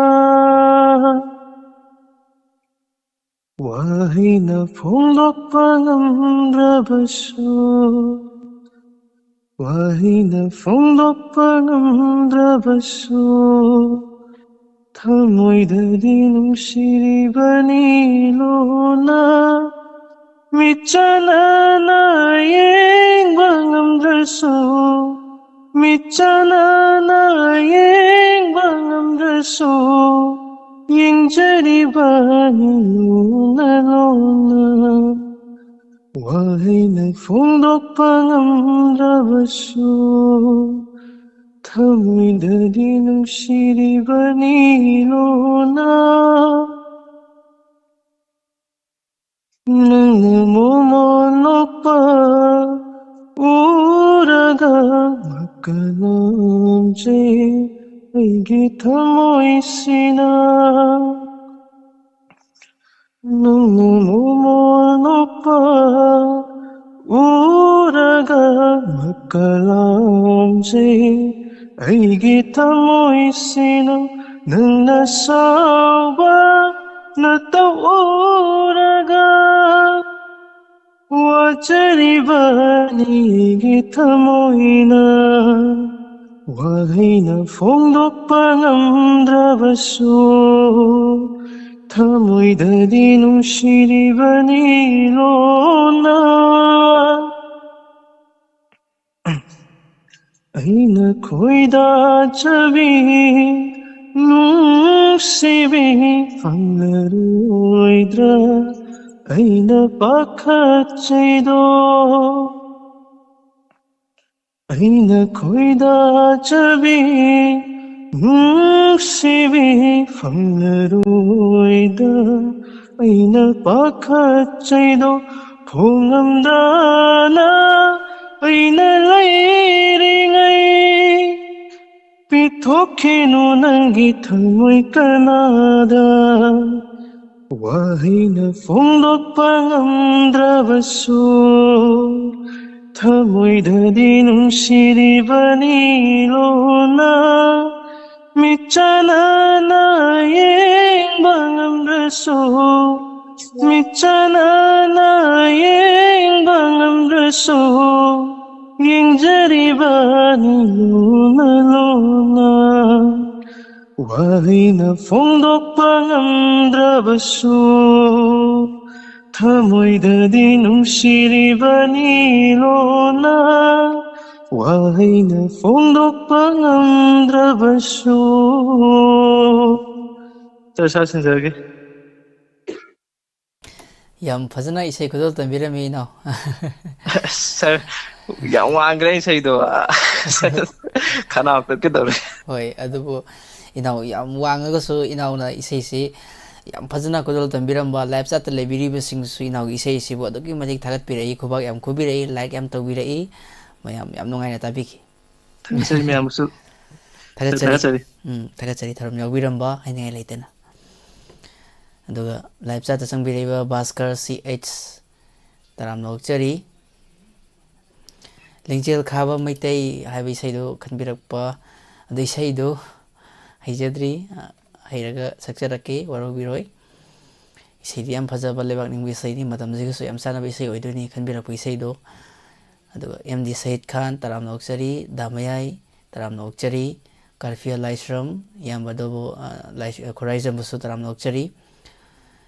ꯅꯦꯅꯦ ꯑꯔꯨꯅꯤ ꯑꯀꯣꯏꯖꯝ ꯇꯔꯥꯝꯅ ꯑꯣꯛꯆꯔꯤ ꯏꯌꯥꯝꯕ ꯆꯥꯟ life ꯆꯥꯠꯇ ꯂꯩꯕꯤꯔꯤꯕ ꯕꯤꯟꯗꯨ ꯁꯣꯏꯕꯝ ꯃꯅꯤꯇꯨꯝꯕꯤ ꯌꯨꯝꯅꯥꯝ ꯏꯆꯦꯕꯨꯁꯨ ꯊꯥꯒꯠꯆꯔꯤ ꯏꯆꯜ ꯖꯣꯌꯥ ꯏꯕꯦꯝ ꯕꯤꯁꯛ ꯗꯦꯕꯤ ꯁꯥꯔ ꯁꯅꯥꯖꯥꯎꯕ ꯈꯨꯃꯟꯊꯦꯝ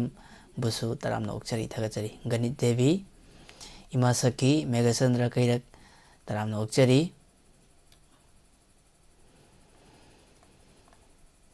ꯑꯅꯟ ꯑꯣꯏꯅꯥꯝ ꯁꯥꯔꯕꯨꯁꯨ ꯊꯥꯒꯠꯆꯔꯤ ꯏꯁꯩ ꯁꯥꯔꯒꯤ ꯏꯁꯩꯗꯨ ꯃꯇꯨꯡ ꯇꯥꯕ ꯊꯧꯔꯝꯁꯤꯡꯗ ꯇꯝꯃꯒ ꯁꯛꯄ ꯉꯝꯕ꯭ꯔꯥ ꯌꯦꯡꯖꯒꯦ ꯃꯊꯪꯒꯤ ꯀꯣꯂꯔ ꯑꯃꯨꯛ ꯄꯥꯏꯈꯠꯆꯒꯦ ꯍꯜꯂꯣ ꯍꯜꯂꯣ ꯇꯔꯥꯝꯅ ꯑꯣꯛꯆꯔꯤ ꯃꯤꯡ ꯂꯩꯐꯝ ꯍꯥꯏꯕꯤꯌꯨ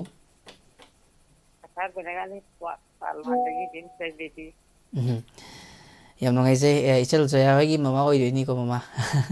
ꯃꯥꯅꯦ ꯍꯣꯏ ꯌꯥꯝ ꯅꯨꯡꯉꯥꯏꯖꯩ ꯃꯃꯥ ꯀꯔꯤ ꯃꯊꯦꯜ ꯆꯥꯕꯤꯔꯒꯦ ꯉꯁꯤꯗꯤ ꯊꯔꯣꯏ ꯑꯣꯏꯅ ꯊꯣꯡꯉꯦ ꯑꯍꯥꯎꯕ ꯃꯊꯦꯜ ꯑꯃꯁꯨ ꯆꯥꯕꯤꯌꯦ ꯃꯃꯥꯁꯦ ꯍꯥꯎꯔꯝꯗꯧ ꯃꯥꯜꯂꯦ ꯑꯗꯣ ꯃꯃꯥ ꯍꯥꯎꯋꯦ ꯉꯁꯤꯒꯤ ꯃꯣꯔꯣꯛ ꯌꯥꯝ ꯁꯥꯏ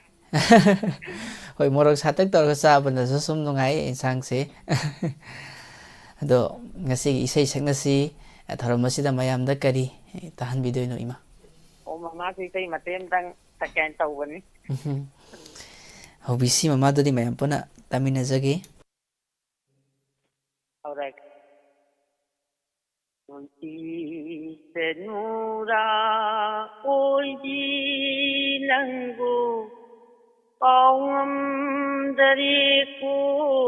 ꯑꯩꯒꯤ ꯊꯃꯣꯏꯅ ꯀꯩꯗꯤꯗꯅꯨꯔꯥ ꯑꯣꯏꯗꯤ ꯅꯪꯕꯨ ꯀꯥꯎꯉꯝꯗꯔꯦꯀꯣ ꯑꯩꯒꯤ ꯊꯃꯣꯏꯅ ꯂꯣꯏꯗꯤꯗꯅꯨꯔꯥ ꯑꯣꯏꯗꯤ ꯅꯪꯕꯨ ꯂꯣꯏꯗꯤ ꯆꯤꯡꯒꯤ ꯎꯆꯥꯟ ꯃꯔꯛꯇ ꯈꯥꯡꯍꯧꯔꯦ ꯃꯥꯗꯤ ꯊꯋꯥꯏꯒꯤ ꯇꯥꯝꯅ ꯆꯤꯡꯒꯤ ꯂꯥꯏꯖ ꯏꯔꯥꯎꯈꯣꯟ ꯃꯔꯛꯇ ꯂꯦꯜꯍꯧꯔꯦ ꯃꯥꯗꯤ ꯆꯤꯡꯂꯕ ꯅꯥꯎꯈꯣꯝꯗ ꯂꯣꯏꯗꯤꯗꯅꯨꯔꯥ ꯑꯣꯏꯗꯤ ꯅꯪꯕꯨ ꯀꯥꯎꯉꯝꯗꯔꯦꯀꯣ ꯑꯩꯒꯤ ꯊꯃꯣꯏꯅ ꯑꯣ ꯂꯥꯡꯊꯥꯒꯤ ꯊꯥꯔꯕ ꯅꯨꯡꯁꯥꯗ ꯆꯤꯡꯖꯥꯎ ꯀꯣꯟꯕ ꯂꯥꯃꯩꯒꯤ ꯃꯩꯁꯥꯗꯣ ꯇꯥꯁꯤ ꯁꯥꯟ ꯉꯝꯗ ꯀꯦꯟꯁꯤ ꯀꯦꯡꯉꯝꯗ ꯀꯔꯝꯅ ꯈꯥꯡꯂꯤ ꯅꯨꯖꯥꯒꯤ ꯄꯨꯟꯁꯤ ꯀꯔꯝꯅ ꯂꯦꯜꯂꯤ ꯅꯨꯖꯥꯒꯤ ꯄꯨꯟꯁꯤ ꯂꯣꯏꯗꯤꯗꯅꯨꯔꯥ ꯑꯣꯏꯗꯤ ꯅꯪꯕꯨ ꯀꯥꯎꯉꯝꯗꯔꯦꯀꯣ ꯑꯩꯒꯤ ꯊꯃꯣꯏꯅ ꯂꯣꯏꯗꯤ ꯆꯤꯡꯒꯤ ꯎꯆꯥꯟ ꯃꯔꯛꯇ ꯈꯥꯡꯍꯧꯔꯦ ꯃꯥꯗꯤ ꯊꯋꯥꯏꯒꯤ ꯇꯥꯝꯅ ꯊꯥꯗꯣꯛꯂꯝꯂꯤꯗꯣ ꯃꯗꯣꯝ ꯆꯤꯡꯅ ꯂꯣꯏꯗꯤ ꯆꯤꯡꯒꯤ ꯆꯤꯡꯂꯕ ꯅꯥꯎꯈꯣꯝꯗ ꯂꯣꯏꯗꯤꯗꯅꯨꯔꯥ ꯑꯣꯏꯗꯤ ꯅꯪꯕꯨ ꯂꯣꯏꯖꯔꯦ. ꯊꯥꯒꯠꯆꯔꯤ ꯃꯃꯥꯁꯦ ꯏꯕꯦꯝ ꯄꯤꯁꯛ ꯗꯦꯕꯤꯅ ꯑꯩꯈꯣꯏ ꯂꯥꯏꯞ ꯆꯥꯠꯇ ꯌꯥꯝ ꯇꯣꯏꯅ ꯌꯥꯎꯕꯤꯕ ꯃꯃꯥꯗꯨꯅꯤ. ꯑꯗꯨꯒ ꯏꯁꯩ ꯑꯦꯀꯥꯎꯟꯕꯨꯗꯤ ꯏꯆꯜ ꯖꯣꯌꯥꯅ ꯍꯦꯛ ꯍꯦꯛ ꯆꯥꯠꯇ ꯌꯥꯎꯕꯕꯨꯗꯤ ꯏꯆꯜ ꯖꯣꯌꯥꯅ ꯍꯦꯛ ꯍꯦꯛ ꯌꯥꯎꯕꯤꯕ. ꯑꯗꯨꯒ ꯏꯕꯦꯝ ꯄꯤꯁꯛ ꯑꯅꯤ ꯃꯌꯥꯝꯁꯨ ꯁꯨꯝ ꯈꯪꯕꯤꯔꯝꯃꯅꯤ. ꯌꯥꯝ ꯅꯨꯡꯉꯥꯏꯖꯩ ꯃꯃꯥ, ꯏꯁꯩ ꯌꯥꯝ ꯐꯖꯩ. ꯂꯥꯏꯞ ꯆꯥꯠꯇ ꯂꯩꯕꯤꯔꯤꯕꯁꯤꯡꯅꯁꯨ ꯚꯥꯂꯣ ꯚꯥꯂꯣ ꯀ ꯍꯥꯏꯕꯤꯔꯛꯏ. ꯃꯌꯥꯝ ꯑꯗꯨꯝ ꯁꯛꯄ ꯃꯌꯥꯝ ꯁꯛꯅꯕꯗꯨꯗ ꯑꯗꯨꯝ ꯁꯛꯅꯤꯡꯉꯛꯄ ꯁꯛꯑꯔꯣꯏꯒꯥꯏꯅ ꯇꯧꯕꯅꯤ. ꯑꯗꯣ ꯑꯩꯁꯨ ꯃꯇꯦꯡ ꯑꯃ ꯂꯩ.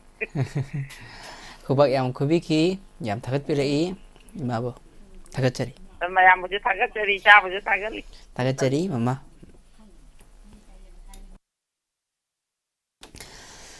ꯃꯊꯪꯒꯤ ꯀꯣꯂꯔꯗ ꯈꯨꯗꯣꯡꯆꯥꯕ ꯑꯃꯨꯛ ꯄꯤꯖꯔꯤ.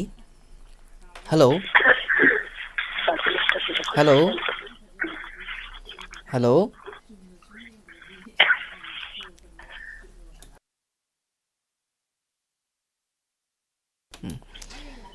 ꯍꯜꯂꯣ, ꯇꯔꯥꯝꯅ ꯑꯣꯛꯆꯔꯤ. ꯍꯜꯂꯣ, ꯇꯔꯥꯝꯅ ꯑꯣꯛꯆꯔꯤ. Hello hello hello. ꯇꯥꯟꯅꯗ꯭ꯔꯕ ꯃꯥꯜꯂꯦ. ꯑꯃꯨꯛꯇꯪꯒ ꯇ꯭ꯔꯥꯏ ꯇꯧꯕꯤꯔꯛꯎ. ꯅꯦꯠꯋꯥꯛꯀꯤ ꯄ꯭ꯔꯣꯕ꯭ꯂꯦꯝ ꯑꯃ ꯂꯩꯈꯤꯕ ꯃꯥꯜꯂꯤ. ꯍꯜꯂꯣ. ꯍꯜꯂꯣ. ꯇꯔꯥꯝꯅ ꯑꯣꯛꯆꯔꯤ. ꯃꯤꯡ ꯂꯩꯐꯝ ꯍꯥꯏꯕꯤꯌꯨ. ꯃꯃꯥ ꯆꯀꯤ ꯃꯩꯅꯣ ꯂꯩꯔꯛꯇꯩꯅꯦ. ꯌꯥꯝ ꯅꯨꯡꯉꯥꯏꯖꯩ ꯃꯃꯥ. ꯏꯁꯩꯁꯨ ꯑꯝꯇ ꯇ꯭ꯔꯥꯏ ꯇꯧꯍꯧꯗꯦ. ꯄ꯭ꯔꯕ ꯀꯣꯜ ꯇꯧꯕꯗ ꯐꯪꯖꯜꯂꯛꯄ ꯏꯄꯥ ꯄꯥꯈꯠꯂꯦ. ꯀꯣꯜꯁꯨ ꯃꯃꯥ ꯍꯦꯛ ꯂꯥꯛꯄꯒ ꯗꯛ ꯄꯥꯏꯈꯠꯆꯕꯅꯦ ꯅꯆꯥꯅ. ꯌꯥꯝ ꯅꯨꯡꯉꯥꯏꯔꯦ. ꯀꯔꯤ ꯏꯁꯩ ꯁꯛꯇꯣꯏꯅꯣ ꯈꯪꯗ꯭ꯔꯦꯅꯦ ꯉꯁꯤꯗꯤ. ꯊꯥꯒꯠꯆꯩ ꯃꯃꯥ. ꯑꯗꯣ ꯃꯃꯥ ꯉꯁꯤꯁꯤꯕꯨ ꯀꯔꯤ ꯃꯊꯦꯜ ꯆꯥꯕꯤꯔꯒꯦ? ꯉꯁꯤꯁꯦ ꯑꯩꯈꯣꯏꯒꯤ ꯀꯩꯅꯣ ꯇꯧꯋꯦ. ꯍꯋꯥꯏꯗꯥꯛ ꯀꯥꯡꯁꯣꯏ ꯑꯃ, ꯑꯗꯩꯗꯤ ꯌꯣꯡꯆꯥꯛ ꯁꯤꯡꯖꯨ ꯑꯃ ꯇꯧꯖꯔꯦ. ꯍꯣꯏ, ꯃꯇꯝꯒ ꯆꯥꯟꯅꯕ ꯀꯥꯡꯁꯣꯏ ꯑꯍꯥꯎꯕ ꯑꯃꯒ ꯂꯣꯏꯅꯅ. ꯏꯆꯥꯗꯤ ꯀꯔꯤ ꯆꯥꯔꯒꯦ? ꯃꯃꯥ ꯉꯁꯤꯁꯦ ꯌꯦꯟ ꯊꯣꯡꯕ ꯆꯥꯖꯔꯦ. ꯑꯣ, ꯑꯍꯥꯎꯕ ꯑꯃ ꯆꯥꯔꯦ ꯉꯁꯤꯗꯤ. ꯍꯣꯏ. ꯑꯗꯣ ꯃꯃꯥ ꯀꯔꯤ ꯏꯁꯩ ꯃꯌꯥꯝꯗ ꯇꯝꯕꯤꯗꯣꯏꯅꯣ? ꯑꯩꯁꯦ ꯐꯤꯂꯝꯁꯨ ꯃꯃꯤꯡ ꯈꯪꯗꯦ, ꯁꯤꯡꯒꯔꯁꯨ ꯈꯪꯗꯦ, ꯏꯁꯩꯗꯤ ꯈꯪꯉꯦ. ꯍꯣꯏ ꯌꯥꯏ ꯃꯃꯥ. ꯑꯗꯣ ꯍꯧꯕꯤꯁꯤ ꯃꯃꯥ, ꯃꯌꯥꯝ ꯄꯨꯟꯅ ꯇꯥꯃꯤꯟꯅꯖꯒꯦ. ꯑꯧ ꯑꯩ ꯏꯆꯥꯅꯨꯄꯤꯒꯤ ꯃꯃꯥꯟꯅꯕ ꯑꯃꯅ ꯑꯦꯛ ꯇꯧꯈꯤꯕ ꯐꯤꯂꯝꯅꯦꯕ ꯍꯣꯏ ꯍꯣꯏ ꯑꯗꯩꯗ ꯁꯨꯝ ꯉꯪꯖꯔꯛꯀꯦ ꯍꯣꯏ ꯏꯁꯩꯁꯤ ꯈꯔ ꯀꯩꯅꯣ ꯅꯍꯥꯒꯤ ꯏꯁꯩ ꯑꯣꯏꯔꯝꯗꯧꯗꯤ ꯃꯥꯜꯂꯤ ꯏꯃꯥꯒꯤꯁꯦ ꯑꯗꯣ ꯃꯌꯥꯝ ꯇꯥꯃꯤꯟꯅꯔꯁꯤ ꯀꯔꯤ ꯏꯁꯩ ꯑꯣꯏꯕ ꯑꯩ ꯏꯁꯥꯁꯦ ꯑꯍꯜ ꯑꯣꯏꯔꯁꯨꯗ ꯅꯍꯥ ꯏꯁꯩ ꯑꯣꯏꯁꯜꯂꯛꯑꯒꯦ ꯍꯣꯏ ꯌꯥꯝ ꯅꯨꯡꯉꯥꯏꯖꯩ ꯃꯃꯥ ꯋꯥꯈꯜꯁꯦ ꯅꯨꯡꯉꯥꯏ ꯅꯨꯡꯉꯥꯏ ꯈꯜꯂ ꯂꯩꯗꯣꯏꯅꯤ ꯂꯩꯕꯅꯁꯨ ꯄꯨꯟꯁꯤ ꯅꯨꯡꯁꯥꯡꯕ ꯅꯥꯗ ꯌꯦꯛꯇꯕ ꯑꯣꯏꯗꯣꯏꯅꯤ ꯋꯥꯈꯜ ꯅꯨꯡꯉꯥꯏꯕ ꯈꯟꯕꯁꯤꯅ ꯅꯥꯗꯅꯕ ꯍꯤꯗꯥꯛ ꯆꯥꯕꯒ ꯆꯞ ꯃꯥꯟꯅꯗꯣꯏꯅꯤ ꯃꯃꯥ ꯃꯥꯅꯤ ꯃꯥꯅꯤ ꯅꯣꯏ ꯃꯌꯥꯝꯒꯤ ꯏꯁꯩꯁꯤ ꯇꯥꯔꯒ ꯃꯃꯥꯗꯤ ꯀꯦꯞꯁꯨꯜ ꯑꯣꯏꯅ ꯅꯥꯕꯒ ꯂꯣꯏ ꯐꯔꯦ ꯍꯣꯏ ꯃꯇꯝ ꯃꯇꯝꯒꯤ ꯏꯁꯩ ꯅꯨꯡꯉꯥꯏ ꯅꯨꯡꯉꯥꯏꯕ ꯃꯃꯥꯍꯣꯏ ꯃꯌꯥꯝ ꯂꯩꯕꯤꯔꯤꯕꯁꯤꯡꯁꯤ ꯈꯟꯖꯔꯒ ꯏꯁꯩ ꯐꯖ ꯐꯖꯕ ꯇꯝꯖꯔꯛꯀꯦ ꯏꯁꯩ ꯑꯗꯨꯝ ꯈꯨꯗꯣꯜ ꯇꯝꯖꯔꯛꯀꯦ ꯃꯃꯥꯁꯨ ꯃꯔꯛ ꯃꯔꯛꯇ ꯑꯗꯨꯝ ꯌꯥꯎꯕꯤꯔꯛꯎ ꯍꯣꯏ ꯍꯣꯏ ꯑꯩ ꯏꯁꯩ ꯑꯝꯇꯪ ꯉꯪꯖꯔꯛꯑꯒꯦꯀꯣ ꯍꯧꯕꯤꯔꯨ ꯁꯣꯏꯕ ꯂꯥꯟꯕ ꯌꯥꯎꯁꯨ ꯃꯇꯦꯛ ꯈꯛꯇꯅꯤ ꯂꯣꯏ ꯐꯥꯗꯦ ꯍꯣꯏ ꯍꯣꯏ ꯍꯧꯕꯤꯁꯤ ꯊꯥꯕꯜ ꯊꯥꯕꯜ ꯊꯥꯕꯜꯒꯤ ꯃꯉꯥꯟꯗ ꯇꯥꯔꯤꯕ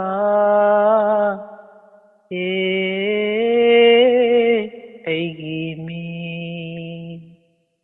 ꯊꯥꯕꯜ ꯊꯥꯕꯜꯒꯤ ꯃꯉꯥꯟꯗ ꯇꯥꯔꯤꯕ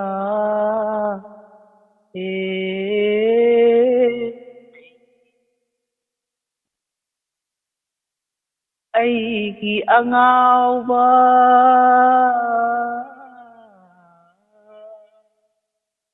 ꯑꯩꯒꯤ ꯑꯉꯥꯎꯕ ꯁꯛꯇꯝ ꯎꯔꯒ ꯅꯪꯅ ꯑꯩꯕꯨ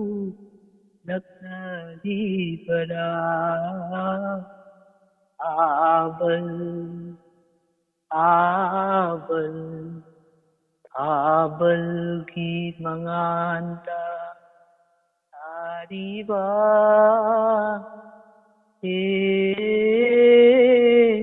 ꯑꯩꯒꯤ ꯃꯤ ꯀꯥꯏꯗ ꯁꯨꯝ ꯇꯦꯟꯁꯟꯖꯔꯒꯦ ꯃꯌꯥꯝ ꯅꯣꯛꯅꯕ꯭ꯔꯥ ꯈꯪꯗꯦ ꯆꯍꯤ ꯃꯇꯥꯡꯁꯤꯒ ꯌꯥꯝ ꯐꯖꯅ ꯈꯨꯗꯣꯜ ꯇꯝꯕꯤꯔꯛꯏ ꯃꯃꯥ ꯏꯁꯩꯁꯨ ꯌꯥꯝ ꯏꯪꯅ ꯐꯖꯕ ꯏꯁꯩꯅꯤ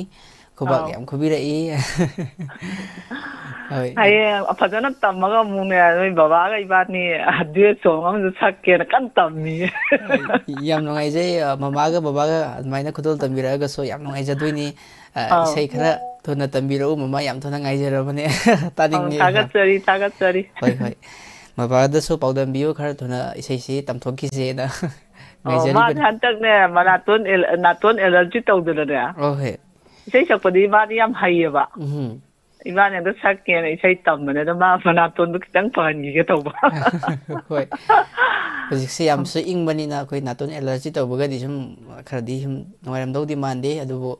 ꯌꯦꯡꯕꯤꯌꯨ ꯕꯕꯥꯁꯨ ꯈꯔ ꯍꯛꯆꯥꯡ ꯌꯥꯝ ꯊꯨꯅ ꯐꯕꯤꯔꯣ ꯅꯥꯇꯣꯟ ꯅꯨꯡꯉꯥꯏꯕꯤꯔꯣ ꯑꯗꯨꯒ ꯃꯃꯥꯒ ꯄꯨꯟꯅ ꯏꯁꯩ ꯅꯨꯡꯉꯥꯏꯕ ꯑꯃ ꯇꯝꯕꯤꯔꯛꯎ ꯁꯛꯂꯛꯀꯦ ꯑꯗꯨꯒꯅꯦ ꯏꯆꯥ ꯀꯩꯅꯣꯝꯇ ꯍꯥꯏꯖꯒꯦꯀꯣ ꯍꯥꯏꯕꯤꯌꯨ ꯍꯥꯏꯕꯤꯌꯨ ꯏꯆꯥꯁꯦ ꯑꯩꯈꯣꯏꯅ ꯗꯥꯏꯃꯟꯒꯤ ꯇꯤꯚꯤꯒꯤ ꯆꯦꯅꯦꯜꯁꯤꯗ ꯏꯆꯥꯁꯤꯅ ꯂꯥꯛꯄ ꯃꯇꯝꯒ ꯍꯧꯖꯤꯛꯀꯅꯦ ꯏꯆꯥꯁꯦ ꯍꯧꯖꯤꯛ ꯌꯥꯝ ꯐꯒꯠꯂꯦ ꯍꯥꯏꯖꯤꯟꯅꯕ ꯅꯠꯇꯦꯀꯣ ꯑꯁꯦꯡꯕ ꯑꯩ ꯅꯣꯏ ꯕꯕꯥꯗꯁꯨ ꯇꯥꯍꯜꯂꯤꯅꯦ ꯁꯤ ꯑꯉꯥꯡꯁꯦ ꯌꯥꯝꯅ ꯐꯗꯣꯔꯤꯑꯅ ꯑꯗꯣ ꯍꯣꯠꯅꯕ ꯂꯦꯞꯀꯅꯨ ꯃꯊꯪ ꯐꯒꯠꯂꯛꯅꯕ ꯍꯣꯏ ꯃꯃꯥ ꯁꯨꯝ ꯃꯃꯥ ꯍꯣꯏ ꯃꯌꯥꯝꯒ ꯁꯨꯝ ꯊꯧꯔꯝ ꯇꯧꯃꯤꯟꯅꯕ ꯑꯁꯣꯏ ꯑꯉꯥꯝ ꯁꯨꯝ ꯍꯥꯏꯕꯤꯕ ꯈꯣꯠꯄꯤꯕ ꯑꯗꯒꯤ ꯃꯌꯥꯝꯒꯤ ꯁꯧꯒꯠꯄꯤꯕ ꯃꯁꯤꯅꯁꯨ ꯅꯆꯥꯒꯤ ꯊꯧꯅꯥ ꯑꯃ ꯑꯣꯏꯖꯔꯒ ꯃꯌꯥꯝꯒꯤ ꯅꯨꯡꯉꯥꯏꯅꯕ ꯍꯣꯠꯅꯖꯕꯅꯤ ꯃꯃꯥ ꯌꯥꯝ ꯅꯨꯡꯉꯥꯏꯖꯩ ꯑꯩ ꯁꯅꯥꯔꯩ ꯆꯥꯔ 10 ꯊꯥꯔꯦꯕꯀꯣ ꯍꯣꯏ ꯁꯥꯠꯄ ꯈꯤꯇꯪ ꯍꯧꯔꯛꯑꯦ ꯑꯗꯨꯒꯤ ꯁꯥꯠꯄ ꯍꯧꯒꯠꯂꯛꯑꯀꯥꯟꯗ ꯏꯆꯥꯒꯤ ꯗꯥꯏꯕꯟꯒꯤ ꯀꯩꯅꯣꯗ ꯂꯥꯛꯑꯒꯅꯦ ꯄꯤꯔꯗꯣꯏꯅꯤ 10 ꯁꯨꯔꯦ ꯐꯖꯅ ꯍꯧꯔꯦ ꯍꯣꯏ ꯅꯨꯡꯉꯥꯏꯖꯩ ꯌꯥꯝ ꯅꯨꯡꯉꯥꯏꯖꯩ ꯂꯩꯁꯨ ꯑꯩꯈꯣꯏ ꯁꯥꯔꯅꯁꯨ ꯂꯩꯁꯨ ꯌꯥꯝ ꯄꯥꯝꯖꯩ ꯑꯩꯈꯣꯏꯁꯨ ꯌꯥꯝ ꯄꯥꯝꯖꯩ ꯃꯃꯥ ꯂꯩ ꯎꯕꯁꯤ ꯁꯨꯝ ꯋꯥꯈꯜꯁꯨ ꯁꯨꯝ ꯅꯨꯡꯉꯥꯏꯕ ꯑꯩ ꯂꯩꯒꯨꯝꯕ ꯆꯥꯔꯒꯨꯝꯕ ꯇꯧꯕꯁꯦ ꯑꯩꯈꯣꯏꯒꯤ ꯌꯥꯝ ꯄꯥꯝꯖꯩꯌꯦꯕ ꯑꯗꯨꯅ ꯁꯅꯥꯔꯩ ꯑꯩꯈꯣꯏꯒꯤ ꯃꯔꯨꯗꯣ ꯈꯔ ꯑꯩꯈꯣꯏꯒꯤ ꯑꯉꯥꯡ ꯀꯩꯅꯣ ꯇꯧꯕꯗꯩ ꯂꯧꯔꯒ ꯇꯧꯕꯗ ꯂꯣꯏ ꯍꯧꯔꯦ ꯍꯧꯖꯤꯛ ꯈꯖꯤꯛ ꯄꯣꯝꯃꯛꯑꯦꯕ ꯁꯥꯠꯂꯛꯄ ꯀꯥꯟꯗ ꯈꯤꯇꯪ ꯁꯥꯒꯠꯂꯛꯄ ꯆꯞ ꯆꯥꯗꯧ ꯃꯥꯜꯂꯦ ꯊꯥꯒꯠꯆꯔꯤ ꯃꯊꯪꯒꯤ ꯆꯥꯟꯁ ꯄꯤꯖꯔꯒꯦ ꯊꯝꯖꯔꯦ ꯊꯥꯒꯠꯆꯔꯤ ꯃꯃꯥ ꯑꯗꯨꯒ ꯏꯌꯥꯝꯕ ꯑꯣꯂꯦꯗ ꯑꯃꯨꯛꯀ ꯊꯧꯔꯝ ꯑꯁꯤꯗ ꯌꯥꯎꯕꯤꯔꯛꯑꯒꯅꯤ ꯑꯗꯣ ꯏꯌꯥꯝꯕ ꯂꯥꯛꯇ꯭ꯔꯤꯉꯩꯒꯤ ꯃꯥꯡꯑꯣꯏꯅꯅ ꯑꯔꯣꯏꯕ ꯀꯣꯂꯔ ꯑꯃꯇꯪ ꯄꯥꯏꯈꯠꯆꯒꯦ hello hello hello hello hello ꯇꯥꯟꯅꯗ꯭ꯔꯕ ꯃꯥꯜꯂꯦ ꯏꯁꯩ ꯃꯇꯦꯛ ꯑꯃꯇꯪ ꯈꯨꯗꯣꯜ ꯇꯝꯖꯔꯝꯃꯒ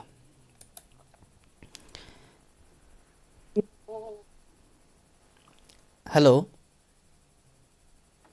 hello ꯇꯔꯥꯝꯅ ꯑꯣꯛꯆꯔꯤ ꯃꯤꯡ ꯂꯩꯐꯝ ꯍꯥꯏꯕꯤꯌꯨ sir edition photography Bishnupur Makpukpi Wehmur Bintamay Sarda Maya yam ngai isai fazaba khudol tambiba mayam na khangbiraba Sarda Maya idoni kari mathel sabiragi sir ngasi hinjang che yen thonge mathel se su manare sarga ya kasu hoi yam ngai jai sar ado ngasi gi isai sakna si tharam masida kari isai tambidoino isai si sakmanna sakpham di leitre ado na mamang da ina sa edition da live training program da khandi gi bisai do ado ke minjang ba khara dum kulun tamjarake aduga isai matiyam khatang ga haitare hoi hoi sir tamjarake sai phabadi khadi wale khuloi bizu wale sarna badum sa de koi inong to ngai jai live sa ta library bata biri basing so sum yam ngai bi ba sar ni hobi si sir mayam puna tamina jake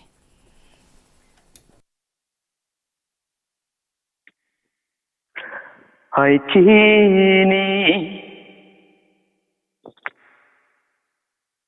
sai edition ai group thukse ko group to boje thin boje kana to hoi hoi hoi last thador ko madam da pat tat leba hoi hoi yam ngai hai kini ai di nang bu nungsi hai kini ai di nang bu nungsi thamoi sibu kayara macheta halabasu laukini hangla malangda aina nangbu nungsi haina aikini aidi nangbu nungsi aikini kaurage khalui chamara hanna kaubadi ngamde mikup amatasu mirai vira basu nangna aige nungsi babu mirai vira basu nangna aige nungsi babu nangi saktam tani thamoida ladiba aikini aidi nangbu nungsi aikini dungum kallaba nangi thamoina sei mek se kaugre mathang phajana try tokjarke aduga akhoi ngasi gi manipur gi phalline leibiri baisilinaw sing haitare ida matiyam khatang dedicate tokjaramge matam sang na laudabida hoi hoi aduga ima leibakpu kan madam mayam punama phusu hanna saruk yabiyo ana nimsingjage punsi sina ahanba mangphongnarakpa mikupta ngaiduna leirammi santigi yeknaba kaya kaya malem sida punsi sina ahanba mangphongnarakpa mikupta ngaiduna leirammi santigi yeknaba kaya kaya malem sida punsi sina achum aran khangnadraba asol ana thinadraba achum aran khangnadraba asol ana tinadraba ngasigi malem sida hingliba punsima pokni loisinjage sayudishan Thagatsari sir yam fajaba khoi leibak kannaba thoiba khoi athauba singda kathokjaba dedicate tawjaba mayam thawna happy bi sai ma khudol tambiramduna dogi sai matek amaso fajaba isai khude matek amaso khudol matek tambiramba haning elitna thagatsari sir gi sai yam fajaba mayam aso aduki matik thagat pirai kubak yam kubirai thagatsari tharam yawbiramba aduga aigi oiradi isai matek matang khudol tamjaraga tharamasi loisinjage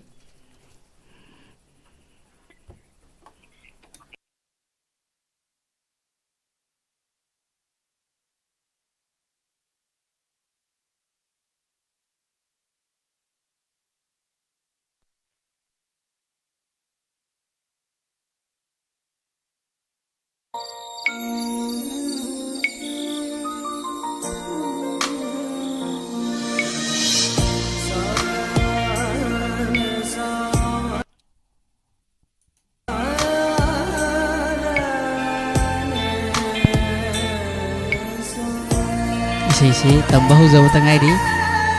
ado mafung fan satragaso matek matang sangkuto tamjaramge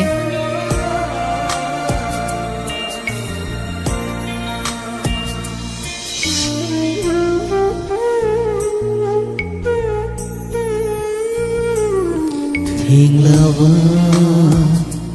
nasigi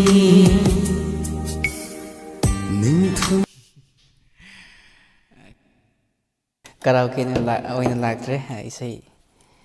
Ozaran bir pun adum thorakre adu isai yengjarake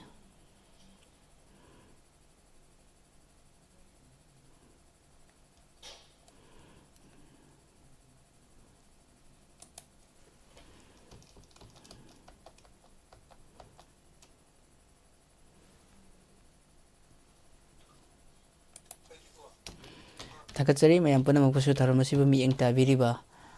mayam punamukpusu hanana thagatsari karaoke oina thijaraga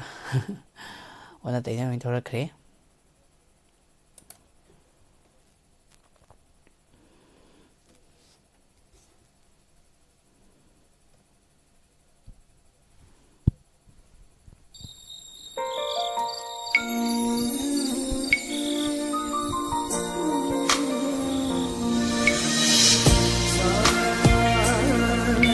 Tharamasibu pangan ba medium sing tabiriba yang video mayam punamukpusu hana thagatsari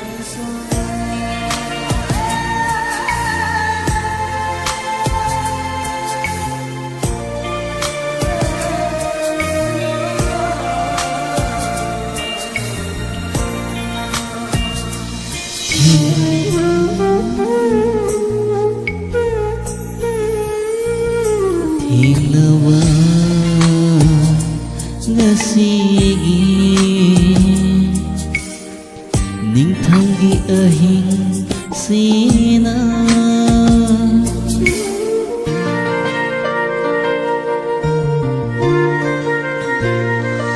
Hilawa nasigi Ningthangi ahing sina Ning singhale no honana adungi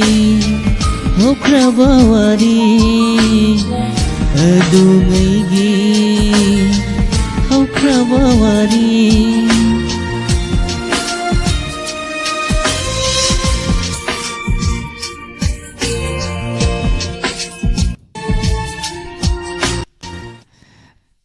mateksin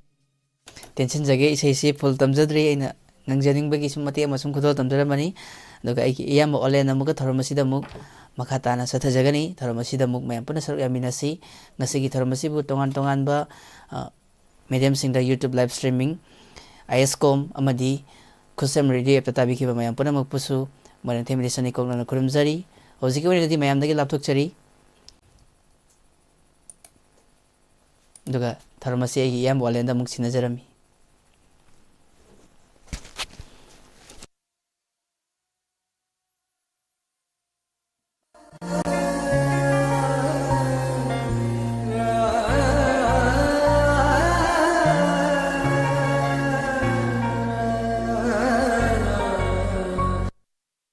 Hello. Hello. Taram Noksuri, Mingavadi Lefam Habisi.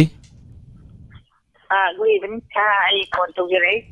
to go on like I did like lemon difficulty. Talasari Taram Saru Yavirapa. Karimatal Saviragi. Sang a city, you don't go in there. Yerum Tongboko. Oh. Idom Sase Idom Saka Kagasi, Yerum Yampam Mali. Oh, you didn't. I don't want to have my. Yerum said what in the Tamebako. Oh. Okay. Idom Sa Kari say, good old Tambing and say, Sana say Toramni. I say, I know. Why am I put in the Goniam to show us up? So, me, the solution that my music giver. What can you get? We say, you cannot talk to them. Good old Tambisi. How dare you? Hope you see. What can you hold up from over night? No matter what. Aina karamna nintingani jangin taugi kelatuna imitase punchila masu nantari sabtamni uriba Thamoida lotuna leikha nahaku Thamoida lotuna leikha nahaku Matham kadaita tirugani Tagu tanikla thawan lagta Nomadun mabima thazani Ning warak tabilay sirna Thamoigi sabtam chingip tari Tagu tanikla thawan lagta Nomadun mabima thazani Ning warak tabilay sirna Thamoigi sabtam chingip tari Kuyang nalavahinti Kanduna lehelagi nasidi Inata anutan Tuladuna Tahiki Fajar sabtam chingip Matung pahan diradu na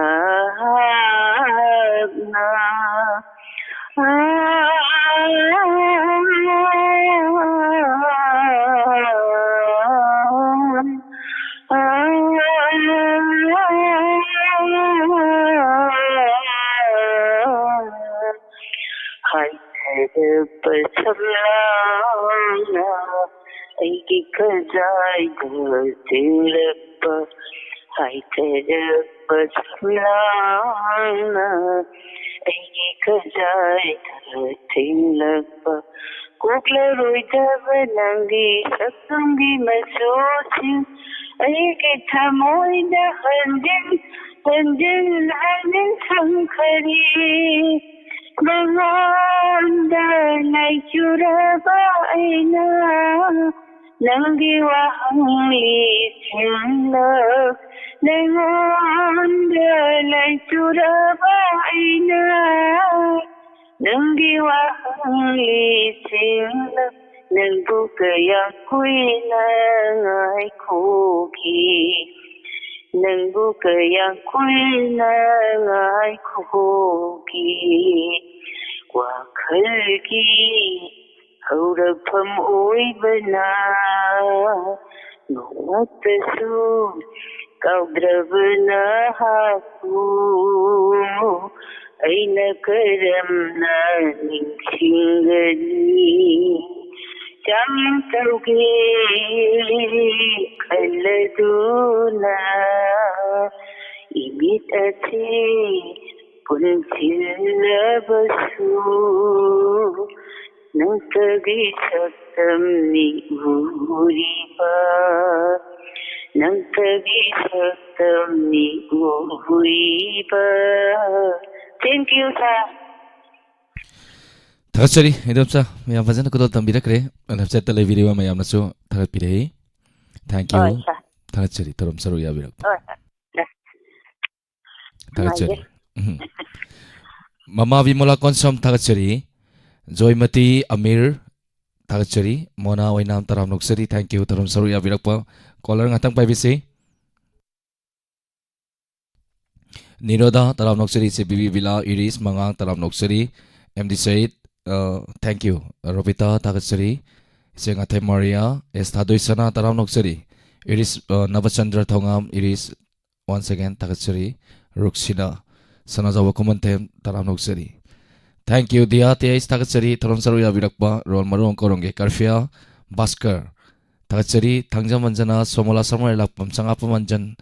thakachari Sanajawa Komantem thakachari Amir once again Joymati thakachari Tharamasi saru ya video punamba aha makta taram nok sawaglen na olen sapom na kurumjari isai kudol tamjarake birthday makatang hasigi ya farwa korong numida sida birthday tawa isa makatangi lautuk sage ngasai jo hafit inaw edition na lawirame Thasum Nasepam daughter of Sunny Nasepam and Nasepam Angvi Pusparani Lalabong Sing Makong. Once again, Thasum Naksepam, daughter of Sunny Naksepam and Naksepam Angvi Pusparani Lalabong Sing Maka. Many happy returns of the day. Sagi punsina yafa manggol oiwan namit asida loina na. Mitoy mihen ba punsin nung sangba mama mapagi matumlaw na sewa tawang hamba oisunu hadan iso na Tony Minasi may ano so birthday wish preview do loina na isay makatang kudol tamjarake Law hay gilaw nung si hay gilaw tamoy da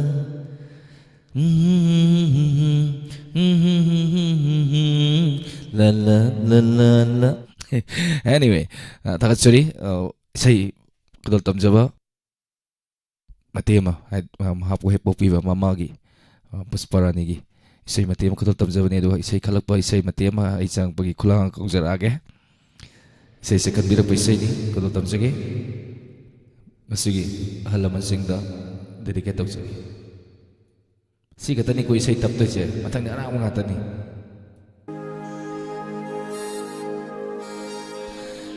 Chandramukhi Chandramukhi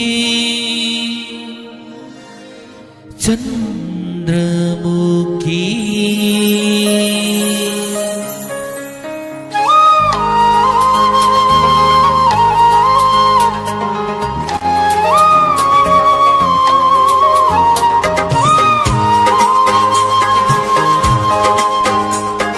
Chandramukhi kadai dagi laurubano Nangilay na singgi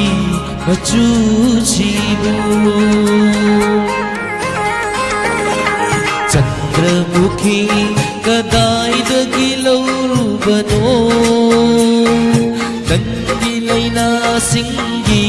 machuchibu Kana kahanda lo charakpa Ay gita moida samkrava machu Karam na nangi ꯅꯪꯒꯤ ꯂꯩꯅꯥꯁꯤꯡꯗ ꯆꯨꯔꯝꯂꯤꯕ ꯆꯟꯗ꯭ꯔꯃꯨꯈꯤ ꯀꯗꯥꯏꯗꯒꯤ ꯂꯧꯔꯨꯕꯅꯣ ꯅꯪꯒꯤ ꯂꯩꯅꯥꯁꯤꯡꯒꯤ ꯃꯆꯨꯁꯤꯕꯨ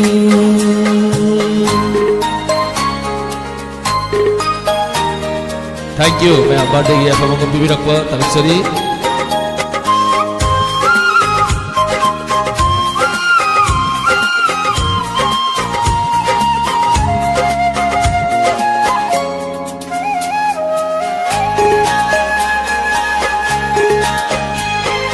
Tamna khabi chanabi maga aroiba unakiba numita lilakhiba magi puri machu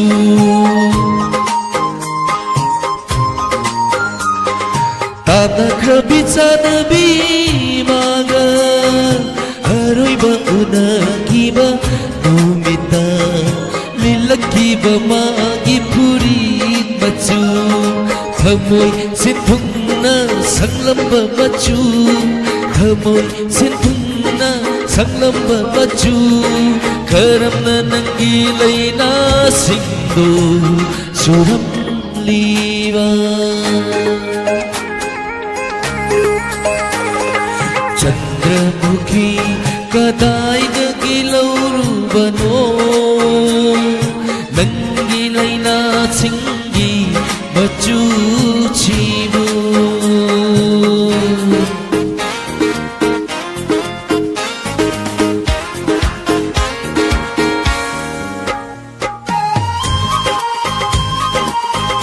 Hai hai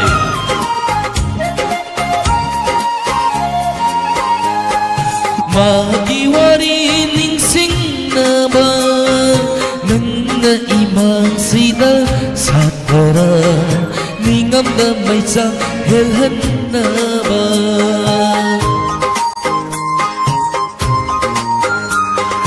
Magi wari ningsingnaba Nangna imang sida satara Ningamda maisa helhannaba Ahingda sinthaba magi pirangla Ahingda sinthaba magi pirangla Pagliba nangi laina singna kayu kuding Chandramukhi kadaidagi laurubano Nangi laina singgi machu chibu Kana khanna locharakpa Aigi thamoida sankraba machu Karamna nangi laina singda suram liva Suram liva Suram liva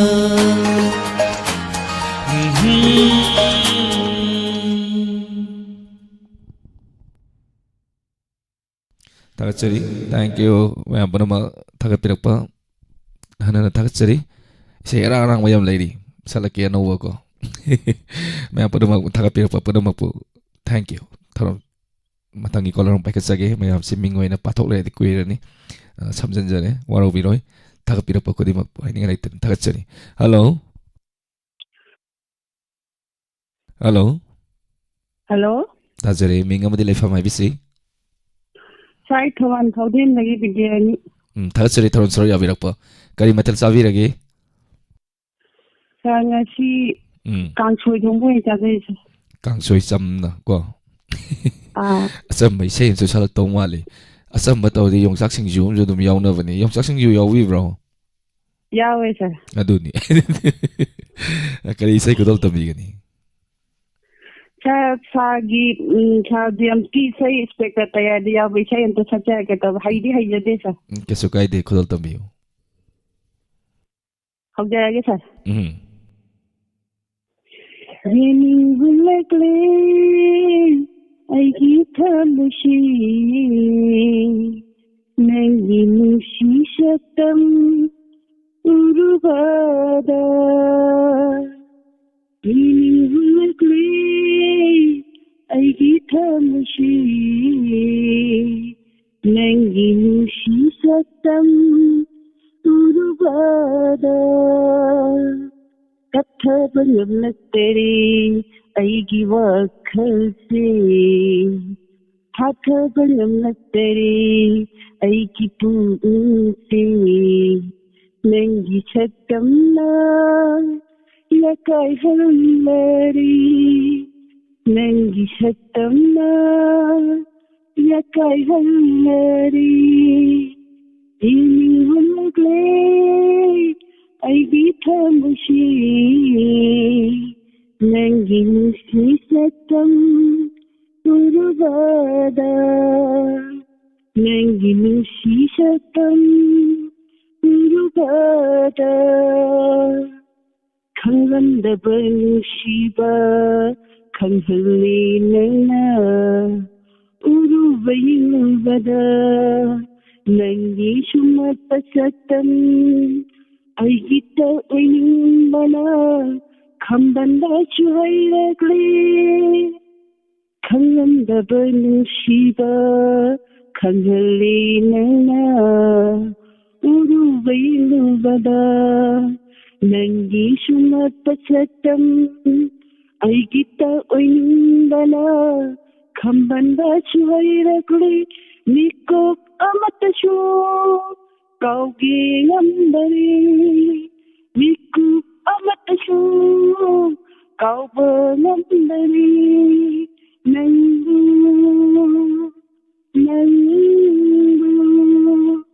ꯅꯤꯡꯍꯨꯜꯂꯛꯂꯦ ꯑꯩꯒꯤ ꯊꯃꯣꯏꯁꯤ ꯅꯪꯒꯤ ꯅꯨꯡꯁꯤ ꯁꯛꯇꯝ ꯎꯔꯨꯕꯗ ꯅꯪꯒꯤ ꯅꯨꯡꯁꯤ ꯁꯛꯇꯝ ꯎꯔꯨꯕꯗ ꯏꯪꯂꯕ ꯃꯥꯂꯪꯁꯥꯍꯨꯝꯅ ꯍꯨꯝꯂꯛꯄꯗ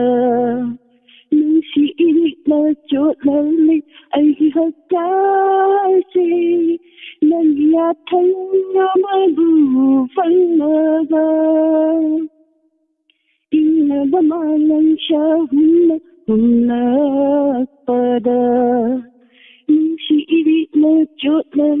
අයිගි හච්චාශි නංගියතන්නවබු ෆන්නබ khanoy kisi pagpila pirage naphanda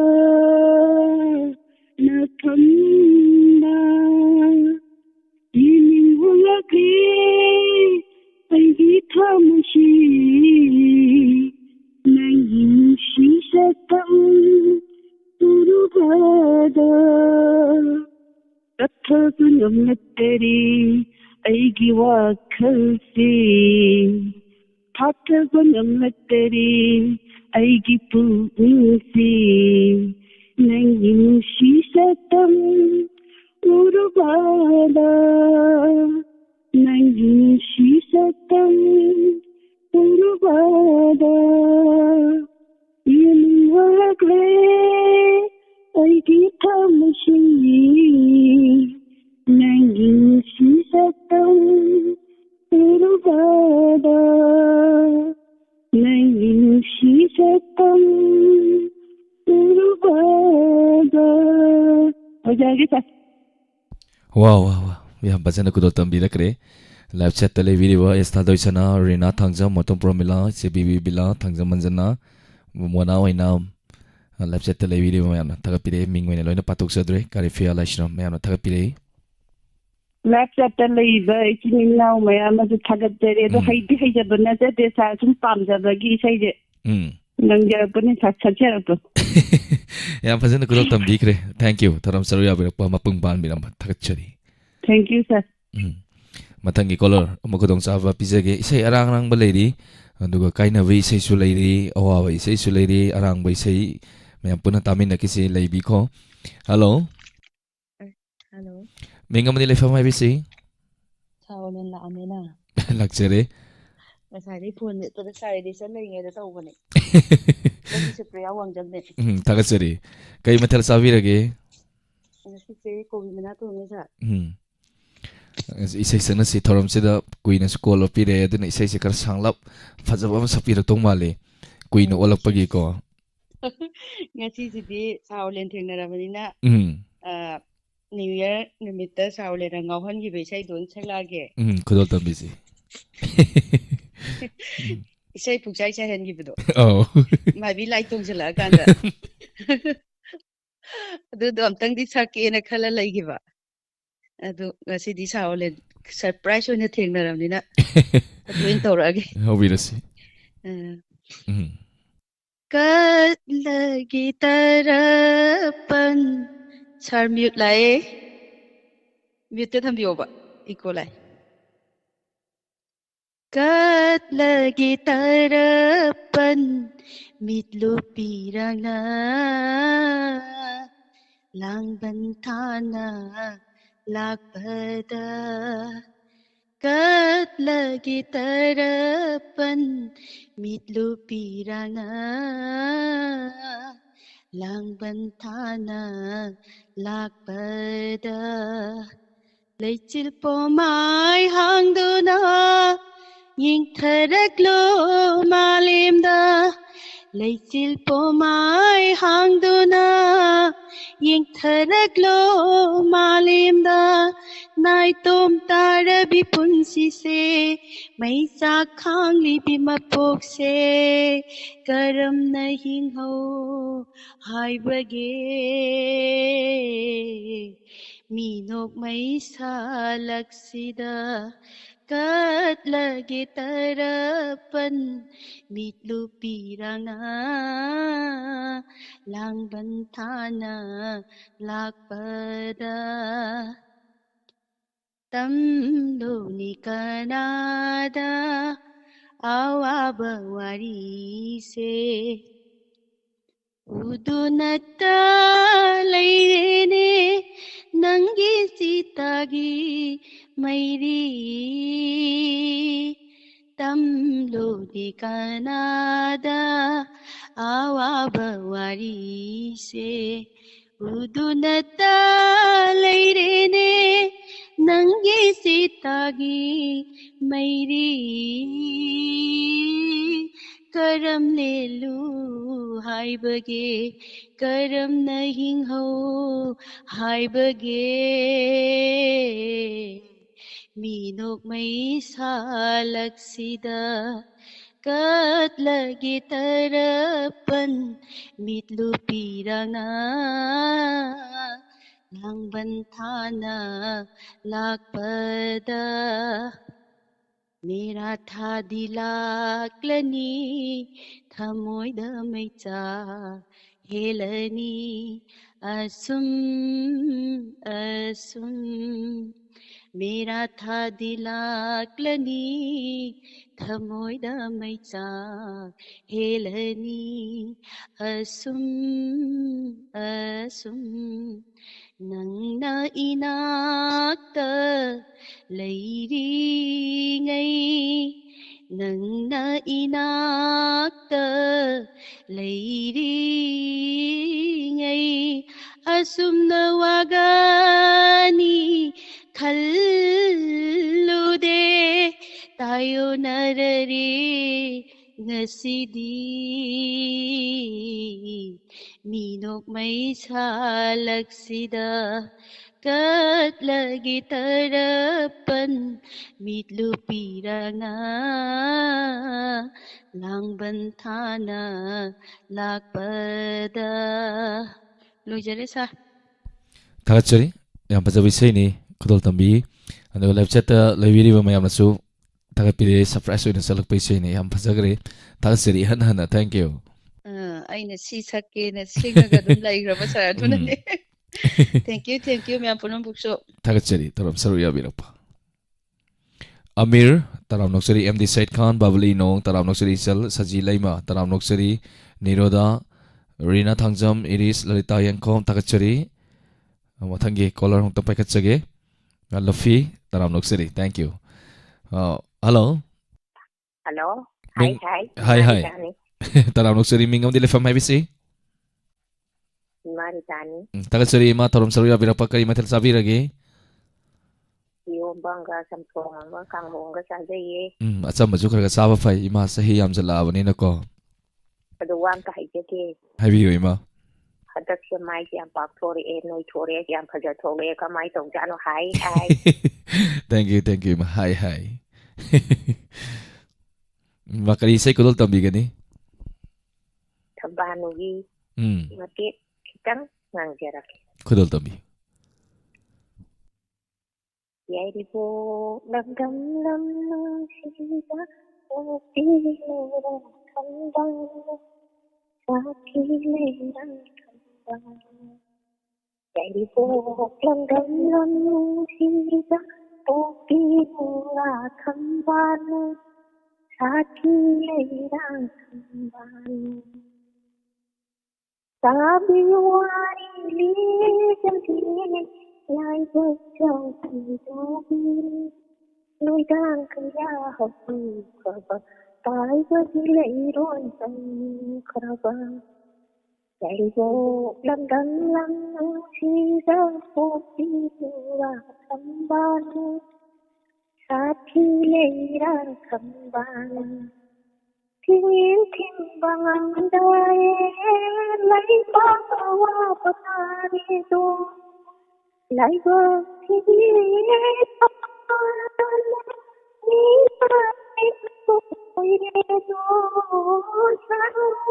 được tôi ra mỗi qua đi hẹn giờ lần đi chắc tôi là sát khi lấy đang thầm bàn chạy vô lần đi chắc tôi là thầm bàn sát khi lấy đang thầm bàn thiên bằng anh đã lấy bác vào ta đi lại qua thì đi thăm anh nay làm vui đi rồi sarang rồi question jara ge Thakachari ima isai am pajaba isai ma kudol tambire amba mayam na thakapire matum promila aris mangang samjan jage ming mayam se panjarage ima mayam thakapire mayam na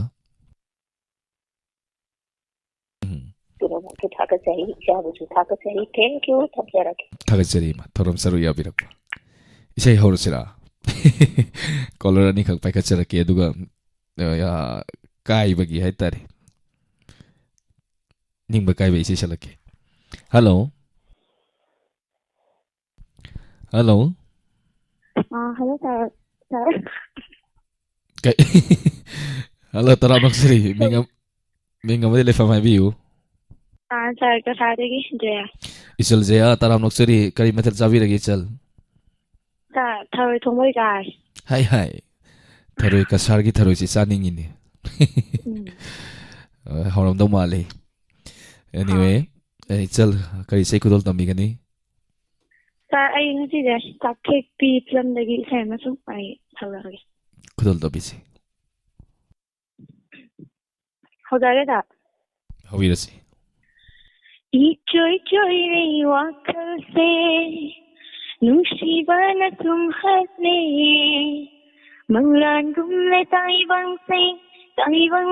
gumle manglan se Ichoy nei wakal se nungsiba tumhatne manglan gumle tai bang gumle Manglang se Awa ipata amuk lup lui Nungai ba tarangda amuk tauri Awa ipata amuk lup lui Nungai ba tarangda amuk tauri ನೋಗ್ಲಿಕ್ಕಬ್ಲಿ ನಂಗಿದಮ ನೋಗ್ಲಿಕ್ಕಬ್ಲಿ ನಂಗಿದಮ ಕರೀನೋ ಹೈಫಂ ಖಂಡನ ಕರೀನೋ ಹೈಫಂ ಖಂಡನ 이조이조이의 와카세 눈시바나 숨하니 망란곰레 따이방세 따이방곰레 망란세 망란세 포타바 풍자대 니코 pamatang nang tagiwaka kanjabada Potaba pangjade niku pamatang nang tagiwaka kanjabada angau pigumleli pun siyase angau pigumleli pun siyase Shiva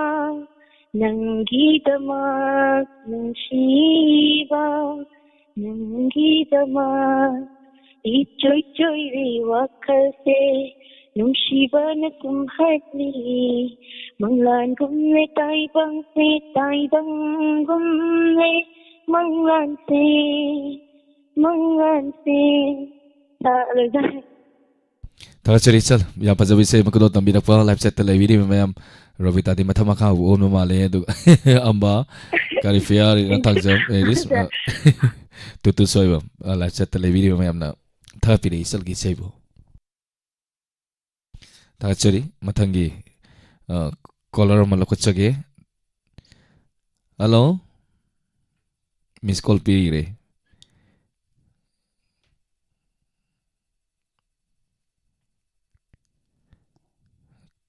Hello.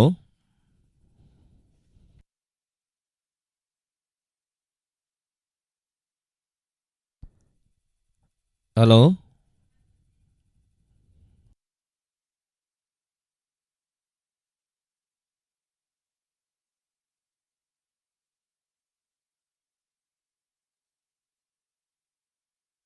Miss call hum lay bawli nong kana no moy ani hum dilay miss call se. Hello. Hello. Taram nokseri mingam di lefam have si.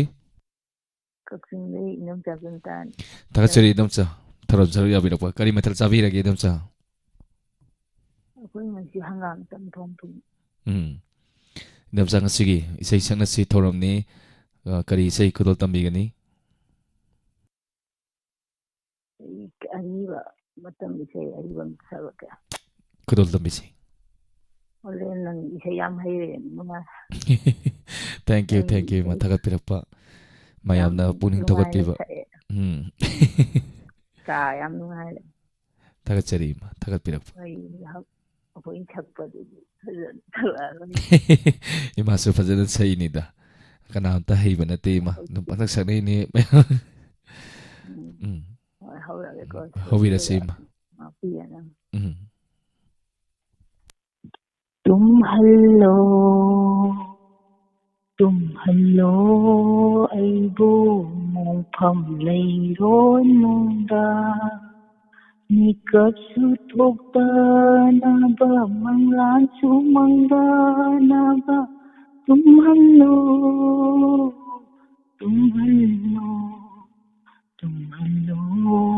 aibu mong pham leiron nungda Punsi hai bese manganitagi natara Punsi hai bese manganitagi natara Niki asa niki pira Niki asa niki pira Maidnatalare thamonamabu Maidnatalare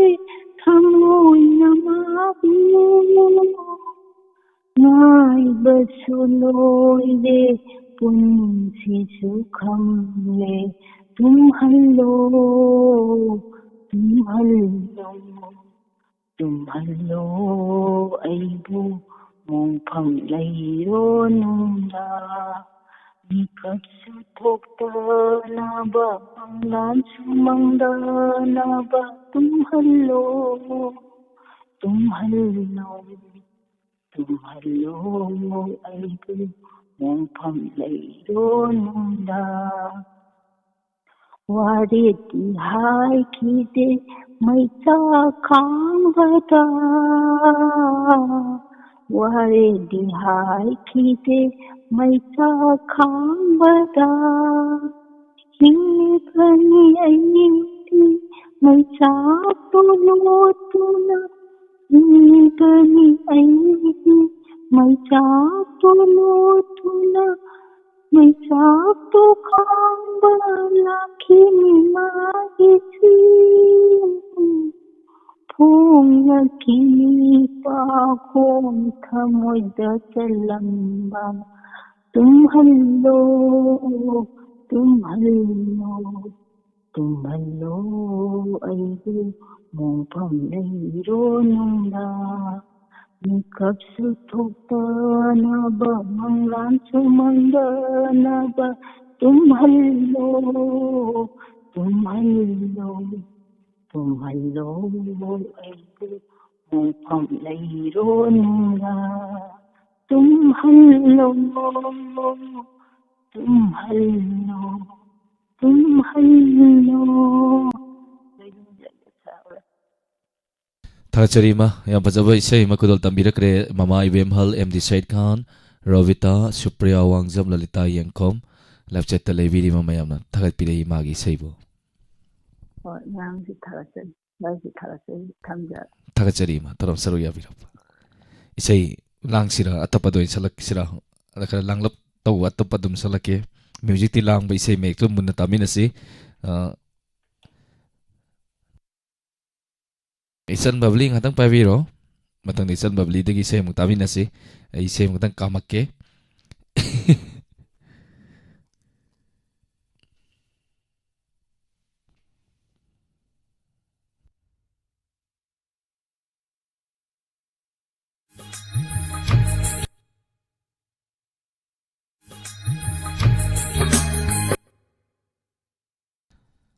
Hozir lagi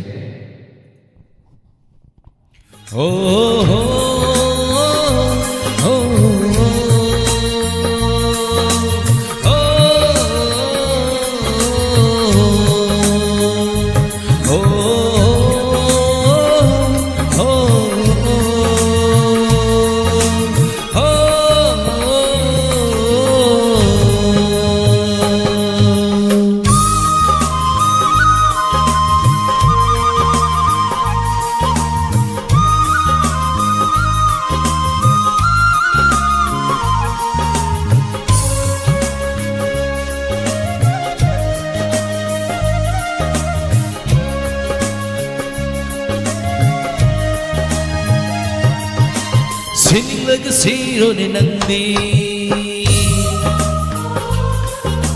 Hinglinglaga hinglo ni nandi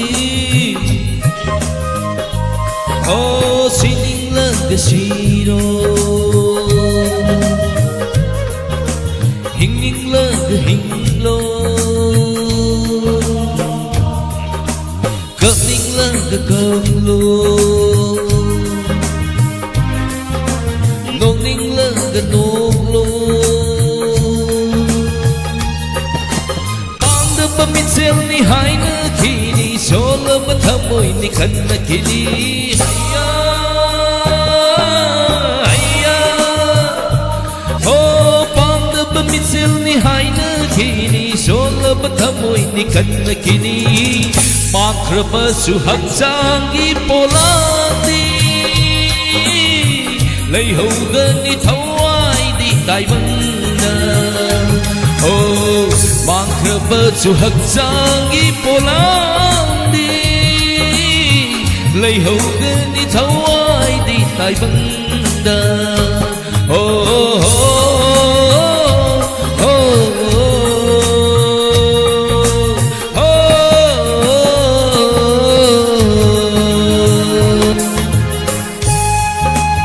Ipsa Niktojam Thakasari. Thank you. Thakapirappa.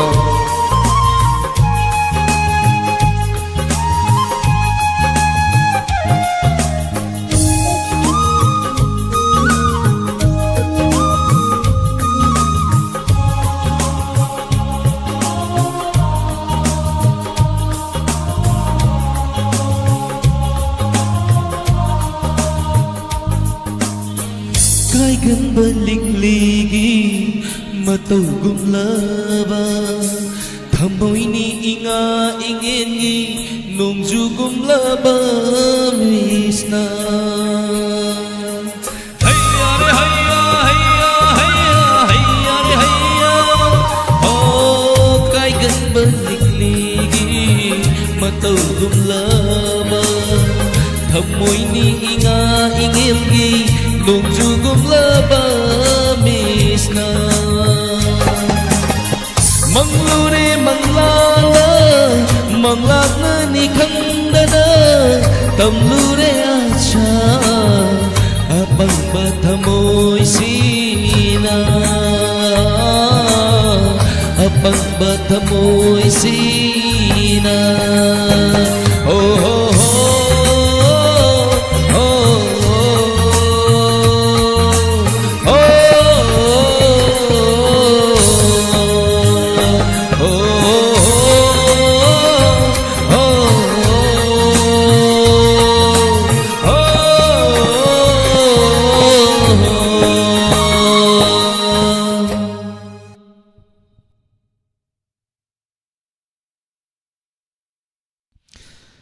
Thank you. Thakasari. Lang ba ka horawani arang wi say ani lady. Ma'am tami na kasi thank you thakapirappa kudi mang haninga nita. Thakasari thank you. Matangi caller mula ko charake. Hello. Hello. Taram noksari ichal minga madile famayam tang hai bisi. Aigi ming Bubbly Nong Thabal Katalikare. Hi Bubbly. Hi sir. Isal kari metal savi lagi ngasi se. Hangam thongba chai sir. Hangaga kanade hangam. Hangbirakanu ikai jai. Anyway, thakasari san tharam sari abirappa. Kari sai kulol tambi gani chal. Sir hada sabon sajake. Kulol tambi. Oh sir.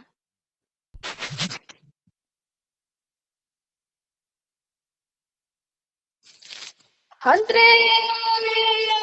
har sumdon ayang marjing lagi khuni cha hai ngang ching da khopam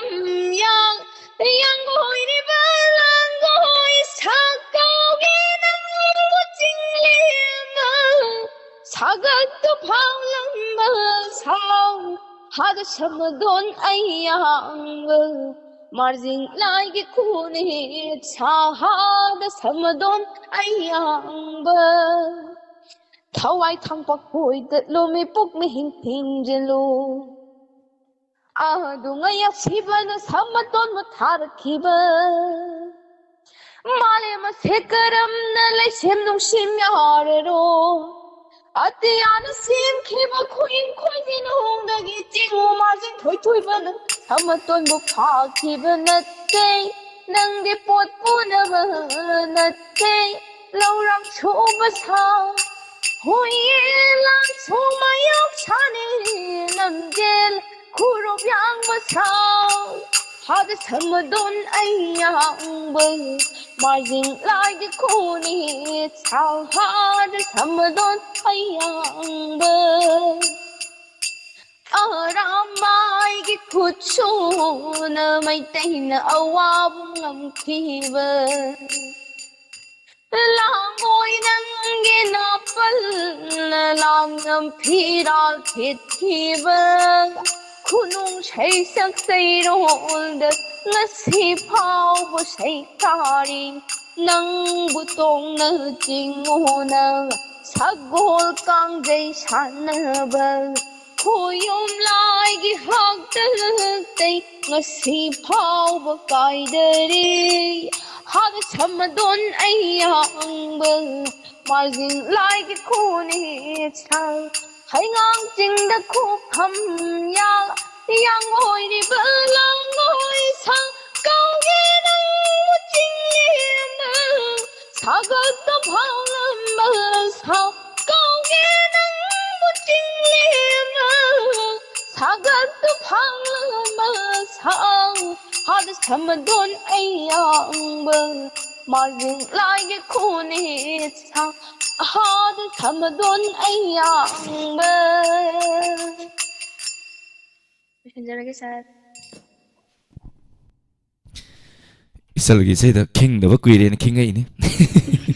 Thank you. 타가처리 이슬 타람처리 야비락바 이슬기 세 라이브 챗다 매한 뿌나먹나 뿌능 타gat비락바 매한 뿌나먹나 타gat비락바 매한 뿌나먹나 타gat비레이 이슬부 타가처리. Thank you. 타람처리 야비락바 타가처리 이슬부 한나. Thank you, sir. Hi, sir. Hi. Event bisak taram noksari. Thank you. Tom Ten yung kaiba live chat sum udi uva sum sien gibudi yawi. Anduga Diamond TV koi ngatang vibe si Diamond TV internet ya kita ba anduga hojik mani pude tholi virang asina koi na entertainment program se mani kakta javani numidang gi koi hapsan ba hujare ayu kisu kan ha na bona jari numidang gi pung tare tawa matamda ngasi athengbada isai sakpa pharak taba ngahan sampal lang paga yaw he paw yam thai tuminga ga tumma isai sai ngai da kauraktana singer kauraktana isai loidabi mayai daga chen gi ba yam yawi adugum bagi haitare khangkat laga khallaga maruina nungdang da isai sakpa pharak taba jing idom chatilo tama su maning ka da chen da sumang chen tok tana yam saksa bani ado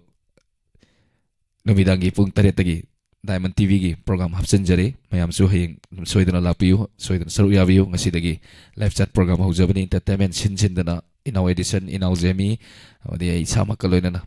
thoramadum leptana hum santok sage mayam soidana saru yaviu numidangi oina entertainment ando inspector tayai ani mayam puna tamin si mathangi caller mo lokhot sage hello tazai minga madi lefa mai visi ai mi Kanang bala kawi katunga gini aduga ise ben chagi ise ben chana tol ise ben chana tawapani akoi bakai punna laiminari ima hojik se maira pai ima ber sing lamkhai da leiri kadai wai da leiri no ima akoi adum koi paren je thokoni adubu ngasi de koi maira thangda thokse ise ben chaga akoi loi ole le kai de koi lai hai tare sapamda ako sapam da lewi ko jikse sapam gi mera pai vi mai vel singki manak ta lewi ri rei ma nate adu ni mama da lai bani okay ta churi ma thorom saru ya birakpa kari mathel savi rage ma hoi nga thong ba yom jak lon ba maga hai chak lam gi toi program bar lo chen ngi ji sidan ni ko mathel se hawe har pa sak se palam na lamba kai nom ni Aywa isai sang na si thorom ni kari isai kudol tambi gani hoi isai amatan kudol tamjage dol kudol tambi tabi di ba na mga su isai se jadra ka sadom thajai habiu haijaba tare haijaba dinate adum mayang din tharu ya jaba oina isai amatan kudol tamjarake hawi da sui ma hawi da si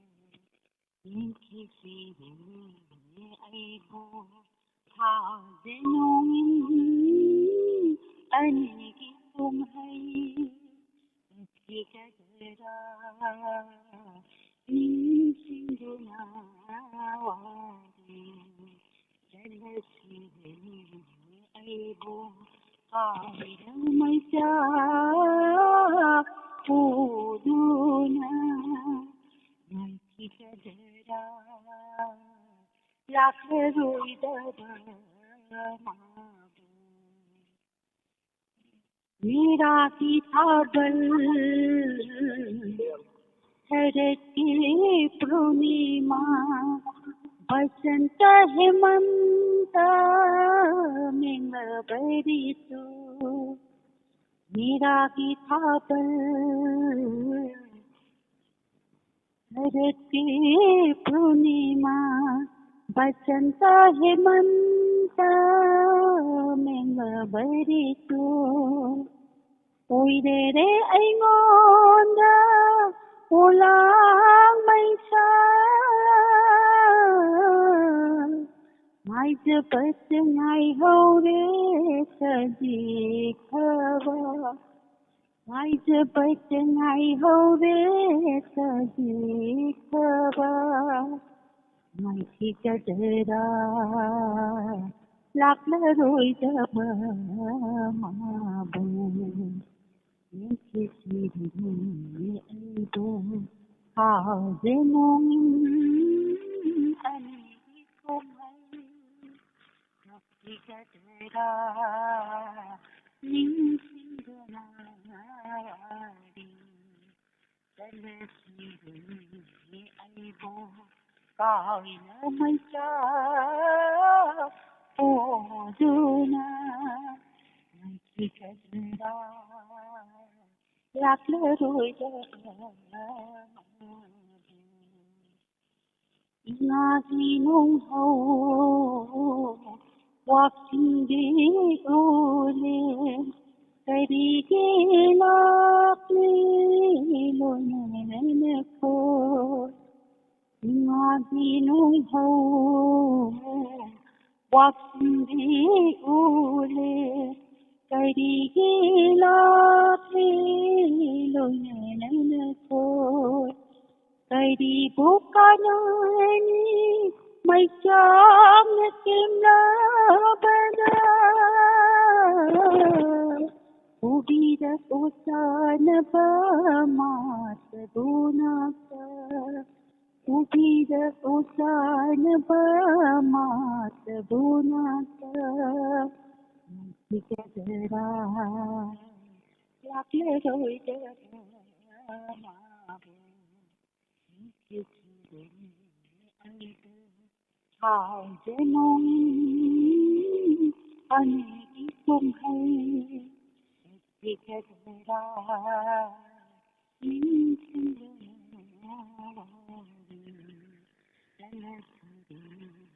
aido Maisa oduna kita dera lakle roi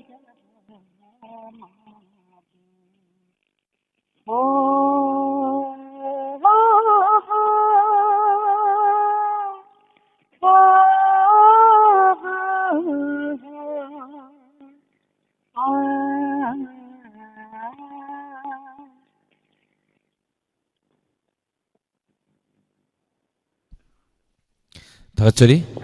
ima yam phajana kodol tambirakre live chat ta levi rima mayam na chu ima gi seise yam phajai hena dra mayam punamana thakat pire ima thakachari ma tharam saru ya birakpa tharam mapung phan biramba thakachari Thank you. yam Shakespeare Supriya Wangjam taram noksari Vidyavati Thaunaujam taram noksari Ningthausana taram noksari Boydaf Inau taram noksari Bemem Samaibam taram noksari mathangi color mu lakut sagi adugi mathangna isay arangwam salake ando mayam ngatang lang no bako hello hi yamba taram noksari on the very well sandi picture taram noksari yamba kari mathal sabirage nasidi irole samna tagra do yamba ngasigi isay sana se thoram sida kari isay kodol tambirakani isay yama sector agi hausera mutta thambiro ya kono suisai sia tang tar ga noi minat ado nungai badi yam ya ba matam minatri ko sumi yamba yam lang ko padi yadri ko matang ko minat ha hobira se yamba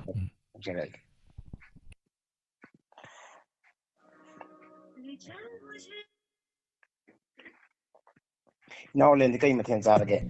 ngasi se yamba kangsoy masajare hangam ga jamna sare fa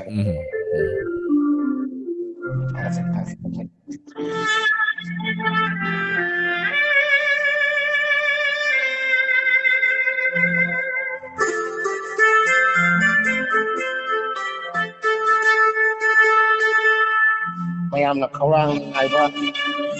ꯗꯦꯠꯀꯤ ꯏꯁꯩ ꯑꯃꯈꯛꯇꯪ ꯁꯛꯆꯔꯛꯀꯦ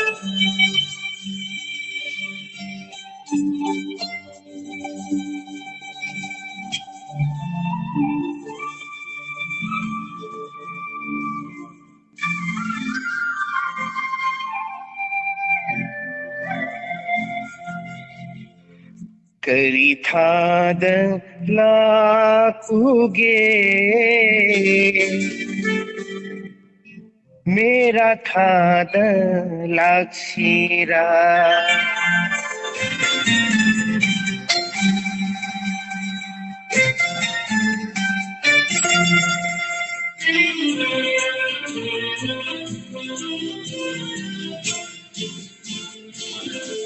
करी थाद लाकुगे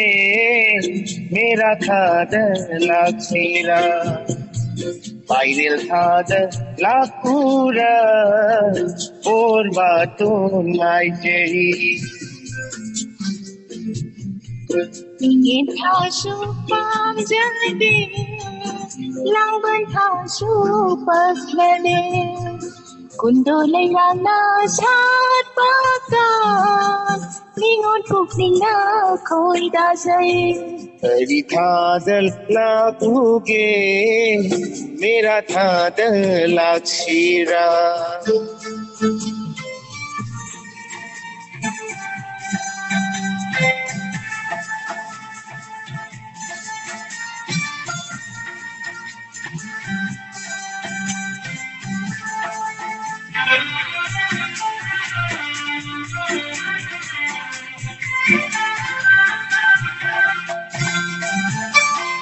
कालिन मैशा लांग्रिङै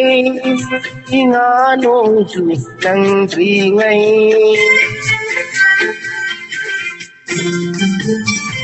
नाइजरमदे लाइर संदा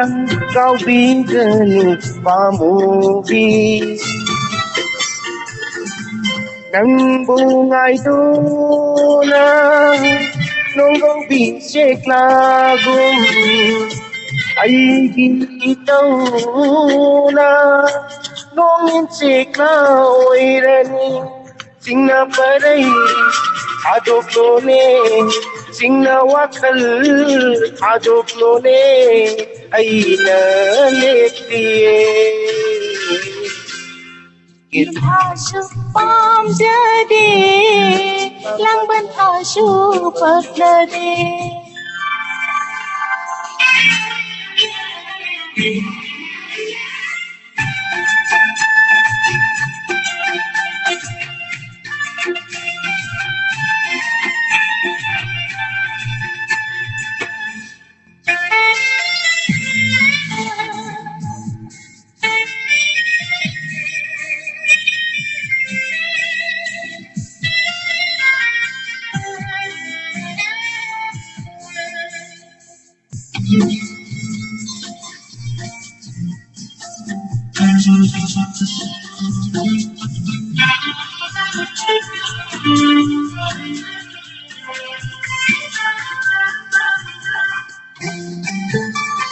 Sesibogi noma panba ini panba yang gai ipang lam dam nung shiba yêu hân binu pamuba hay yak athoy ba pan thâu gi khô đây lấy hao lấy về to bố khi mà con sát đi đó bố sẽ đất kia amu nang kia bố sẽ đất kia nung si nang kia lần na đi nu ko करी थाद लाकुगे मेरा थाद लाक्षीरा थाशु पाम जदे ಲಾಂಗನ್ ಹಾಶುವನದಿ Pairil thada lakura Porbatun ngai jeri Kundo leirana sát bagan Ningon puping na khoi gazay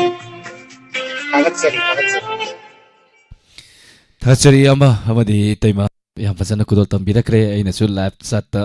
yamba Shakespeare ga taima loidang na nairen haire dugo me yamna su best couple habire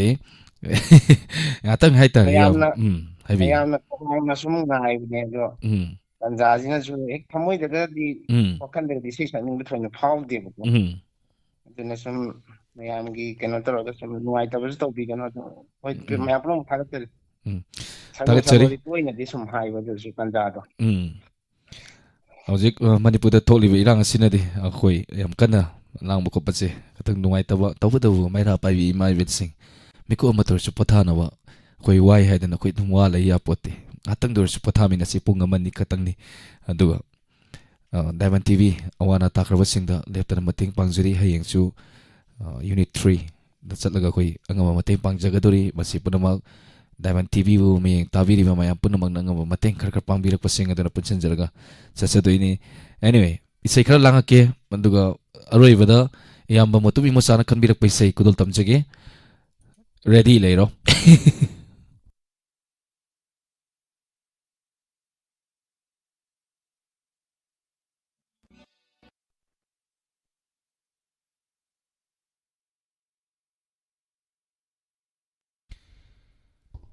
Tahore hai kanagino Tahore hai kanagino Samjigi gula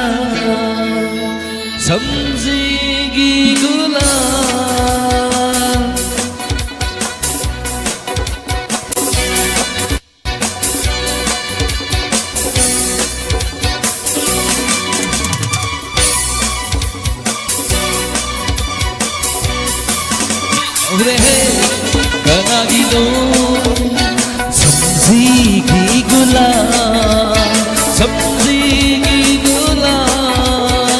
Lay nasuk idribi Lay namsu silimini Yauri baraye Heglaki bakana Yauri baraye Heglaki bakana Tahore hai kanagino Samjigi gula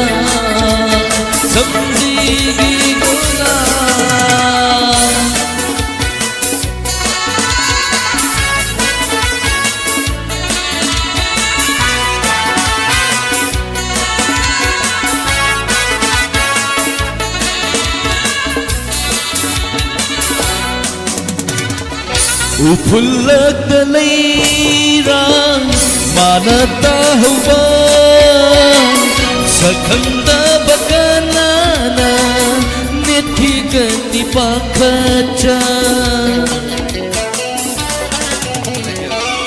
Upulak leirang manata huwa Sakhanda bakanana nithigani pakacha Lokhat lui ikuchina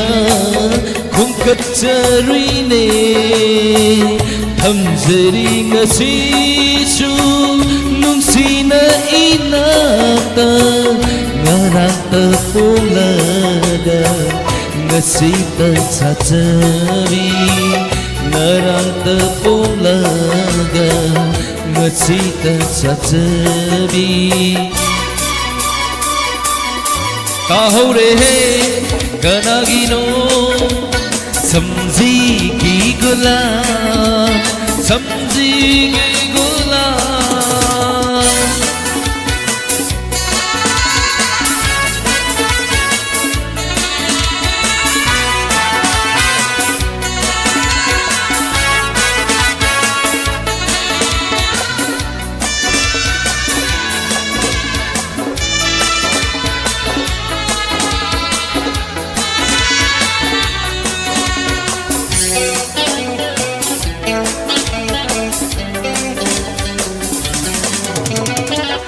Urure kaya leirangna trôi dài na kiba khẩn thơ hậu đơ mi kuta pirangna sin thơ kiba Urure kaya leirangna trôi dài na kiba khẩn thơ hậu đơ mi kuta pirangna sin thơ kiba samji du ki lay tengo makhi gadaranjari maki dam pamu jari wajari olena samba thong da kiba na zona kapida samba dong na kiba na zona kaipidara Taure ganagino samji gigla Leina su kuidribi leinam su selibini Yauri baraye piu heklat ki bakana Yauri baraye piu heklat ki bakana Yauri baraye piu heklat ki bakana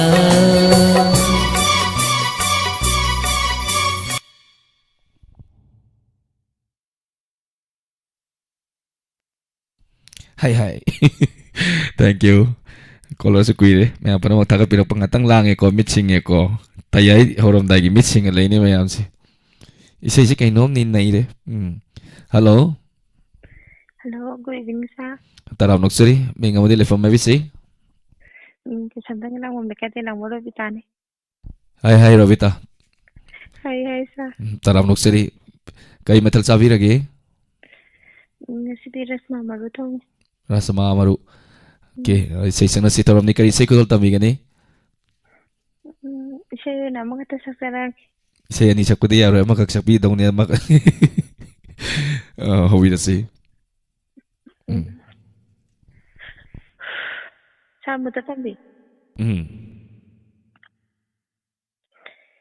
Kataupan asing banusi bedi hai resu bentupan miyam da puksen sawi hai resu ngom loye di nangga kaina ba oi sebati ba hai punsi ni hai resu thawaina pamjaba pamjaba mabudi aitegi oi zeni madi aitegi oi zeni Kataupan asing banung si veni hai resu Bentaupan miyam dapuk sen sawi hai resu Ngom loye di nangga kaina ba Usavati wa he pansini hai resu tawaina Pamjaba mabudi Aitegi uzeni madi Aitegi uzeni Digi pali sing na ay bumaro na thasing kawaso Ngam lay kay ngay nang siway ki may sabi Ay rupa thamoy si tamsin binaganayaw bagi Sige tayo lang kanayaw bagi Patapan asing banug si Benny hai resu Bentapan miyam dapuk sen sawi hai resu Ngam loye di nangga kaina ba Ujabati ba he punsi ni hai resu tawaina Pamjaba mabudi Aitegi uzeni madi Aitegi uzeni Salisin jarake Dance over nungai rakan da isay lo siyangre. Yang pasan kudo tambiri, melap sa sepung lang ilang alam ini kera lang alam. Robitar kera lang alam. Takat sorry,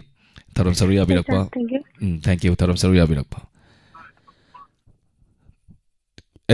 SLP taram nok sorry, matangi caller ani kak lokut sage, nugu tarom lo siyang Inspector Tayay, may hampun na magtamin na si Hanjan Basaru, loy na Inspector Tayay new series. Pung taran ito'y makay na ako na wakano siya may po na ngayon na si. Hello? Hello.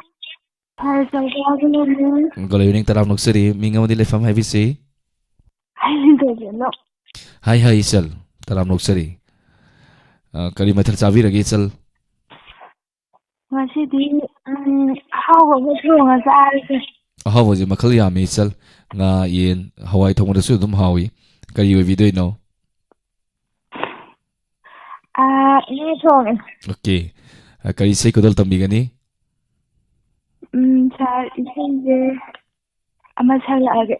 Kudal tambi.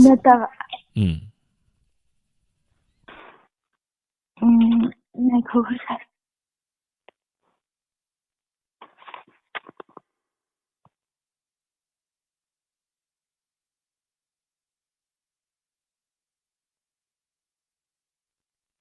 Hello sir. Taja Isal hobirasi. Hi. Pushparani sine ko. Tikto aying litawala. May shop lang di male. Asikpa ayingi. Siklava chazanga. Asikpa ayingi. Siklava chazanga. Nungsiba nina. Periwali. Asikpa ayingi. Siklava chazanga. Nungsiba nina. Periwali. Oy na jaba. Nangit na tawjuda. Hena nung sire. Hena nung sire. Asikpa ayingi. Siklava chazanga. Nungsiba nina. Periwali. Korang di mangan thadna ngandirne nangna upan aina yurini aina isini nangna togani hajab nogabi nongin na taigabedi thabal mangando arinda tahoni asikpa ayingi siklava travelda asikpa ayingi siklava travelda Sorry, Thakachari thorom saru yabirakpa live chat ta live chat ta le video mayam na pudamana thagat pirei thank you thorom saru yabiraktuna isalna thorom sida isai mapum phana isai sapirakpa thakachari isal bahana Thank you, sir. Thakachari ya fava yumnam taram noksari mona taram noksari mama ibemal nanda kumar konsum isi sal amu gimni lot of war taram noksari karifala sham niroda la tanjam taram noksari thorom sigi aro kolani lokha chaduiche kana ei kolar chat ta keno mu kiwa ajit surai sham sir lan chatlubani amata isai vile thank you taram sarsuya virakpa hanana thakachari hanana thakachari me apuna makpu Diamond TV object koi Manipur tholi veirang asida chauna wabada sarya jari loinana Diamond TV channel namai ba humanitarian channel namasu oiba namar moira kanda thoram se lepa yadabnina num leptana dum santok sari isai sana se khoigi entertainment thoram kaya ma du loinana sathariba thoram sing dum leptana sathaba masidagi phanglakpa paisa sing haijaba tai thoram sing asida lakpa revenue kharaga duga loinana mayamna mating kharaga pangbirakpa sing aduna 20 lakhs ki above khoi hoji Diamond TV hoji Manipur tholi veirang asida awana da mating pangjeri mayam so angama mating kharaga pangbiu loinana ngamjaba haitai lanchang ibadu khaktang laminate masida mating pangaiba maduda chak thongwa yauriba or natragana maduda mating pangiba mayam punamaktusu warrior ni masi khoi punna khangmina si khoi punna mi amatoina haijaba tare khoi punna ꯆꯪꯁꯤꯟꯃꯤꯟꯅꯁꯤ ꯍꯧꯖꯤꯛ ꯊꯣꯛꯂꯤꯕ ꯏꯔꯥꯡ ꯑꯁꯤꯗ ꯑꯆꯨꯝꯕꯅ ꯃꯥꯏ ꯄꯥꯛꯀꯅꯤ ꯑꯆꯨꯝꯕꯅ ꯃꯥꯏ ꯄꯥꯛꯀꯅꯤ ꯌꯥꯏꯐꯔꯦ ꯏꯃꯥ ꯂꯩꯕꯥꯛ ꯃꯅꯤꯄꯨꯔ ꯁꯅꯥ ꯂꯩꯕꯥꯛ ꯃꯅꯤꯄꯨꯔꯅ thank you ꯃꯉꯥꯜ ꯒꯨꯔꯨꯃꯌꯨꯝ ꯊꯥꯒꯠꯆꯔꯤ ꯁꯦꯛꯁꯄꯤꯌꯔ ꯊꯥꯒꯠꯆꯔꯤ ꯁꯅꯥ ꯊꯥꯒꯠꯆꯔꯤ ꯂꯥꯁ ꯀꯣꯂꯔ ꯂꯥꯛꯇ꯭ꯔꯕꯅꯤꯅ ꯊꯧꯔꯝꯁꯤ ꯑꯃꯨꯛ ꯂꯣꯏꯁꯤꯟꯖꯒꯦ ꯑꯗꯨꯒ ꯏꯟꯁꯄꯦꯛꯇꯔ ꯇꯌꯥꯏ ꯍꯟꯖꯤꯟꯕ ꯁꯔꯨꯛ ꯃꯌꯥꯝꯗ ꯈꯨꯗꯣꯜ ꯇꯝꯖꯒꯦ ꯂꯣꯠ ꯑꯣꯐ ꯋꯥꯔ ꯊꯥꯒꯠꯆꯔꯤ ꯂꯣꯏꯅꯅ ꯑꯖꯤꯠ ꯁꯣꯔꯥꯏꯁꯝ ꯊꯥꯒꯠꯆꯔꯤ ꯂꯣꯏꯅꯅ ꯍꯌꯦꯡ ꯃꯌꯥꯝ ꯑꯩꯈꯣꯏ ꯁꯥꯔꯅꯁꯨ ꯉꯁꯥꯏ ꯄꯨꯛꯅꯤꯡ ꯋꯥꯔꯣꯝꯗ ꯍꯥꯏꯕꯤꯔꯝꯕꯅꯤ ꯌꯨꯅꯤꯠ 3 ꯃꯇꯦꯡ ꯄꯥꯡꯕ ꯆꯠꯆꯒꯗꯣꯔꯤ ꯑꯩꯈꯣꯏꯒꯤ ꯃꯌꯥꯝꯅ ꯄꯨꯝꯅꯃꯛꯅ ꯌꯥꯎꯅꯤꯡꯕꯁꯤꯡ ꯂꯩꯔꯒꯗꯤ ꯑꯩꯈꯣꯏ ꯁꯥꯔꯅꯁꯨ ꯉꯁꯥꯏ ꯍꯥꯏꯕꯤꯔꯝꯕꯅꯤ ꯃꯌꯥꯝꯅ ꯃꯇꯦꯡ ꯄꯥꯡꯕꯤꯔꯛꯈ꯭ꯔꯕ ꯈꯨꯗꯤꯡꯃꯛꯄꯨꯁꯨ ꯍꯥꯏꯅꯤꯡꯉꯥꯏ ꯂꯩꯇꯅ ꯊꯥꯒꯠꯆꯔꯤ ꯑꯩꯈꯣꯏ ꯄꯥꯡꯒꯗꯕ ꯄꯣꯠꯁꯤꯁꯦ ꯍꯌꯦꯡꯁꯤ ꯈꯔ ꯑꯗꯨꯝ ꯌꯥꯝꯃꯤ ꯍꯥꯏꯖꯕ ꯇꯥꯔꯦ ꯑꯗꯨꯅ ꯍꯌꯦꯡ ꯑꯩꯈꯣই ꯃꯌꯥꯝꯁꯨ ꯂꯥꯛꯄꯤꯌꯨ ꯑꯩꯈꯣꯏꯁꯨ ꯂꯩꯖꯔꯝꯒꯦ ꯑꯗꯨꯒ ꯃꯌꯥꯝ ꯄꯨꯟꯅ ꯃꯇꯦꯡ ꯄꯥꯡꯃꯤꯟꯅꯔꯁꯤ ꯍꯧꯖꯤꯛ ꯊꯣꯛꯂꯤꯕ ꯏꯔꯥꯡ ꯑꯁꯤꯗ ꯑꯋꯥ ꯑꯅꯥ ꯇꯥꯈ꯭ꯔꯕꯁꯤꯡꯗ ꯊꯦꯡꯛ ꯌꯨ ꯏꯁꯩ ꯈꯨꯗꯣꯜ ꯇꯝꯖꯔꯝꯒꯦ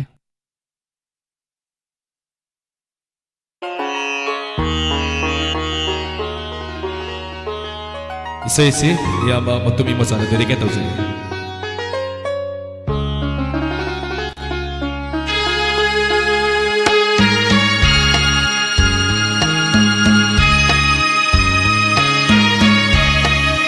아빠 한소리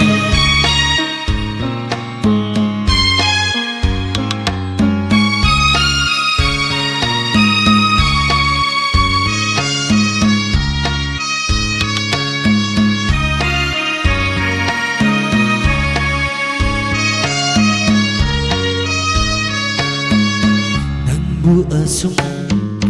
ningsingduna dayre nikuk ama ang buong ngao tre lam cây đa giật laga ai bu lam cây đa giật laga ai bu ô tha sige mikub amatang nang buasang ningsingduna dayre mikub ama ang buong kagingamtre hꯧzik tolibirang sila tabusing Sweden ngam dana ba pun mang so pun ko da pinasi mai pa ko suno male pak sanale pa manipur na yai chori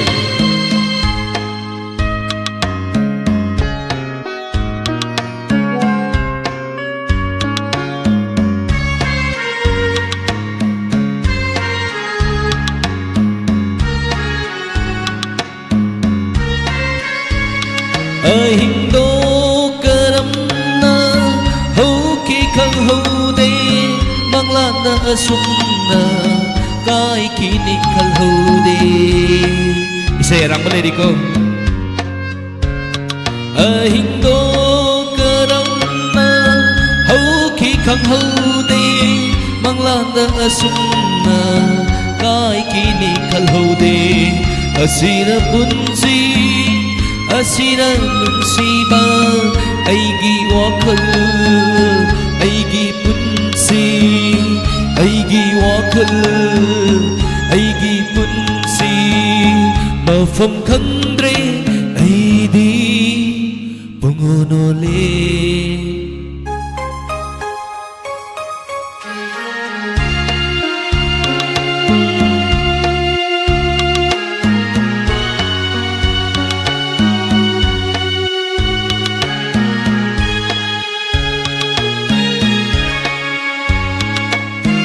bila puni nung sige nung tao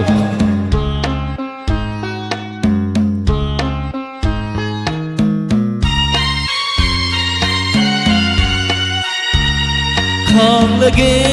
ningi awa base khang bagi panggal loi kramale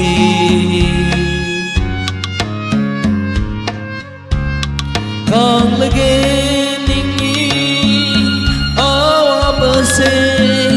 khang bagi panggal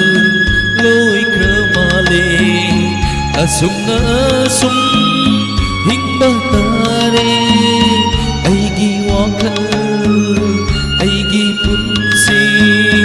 aigi wakal aigi punsi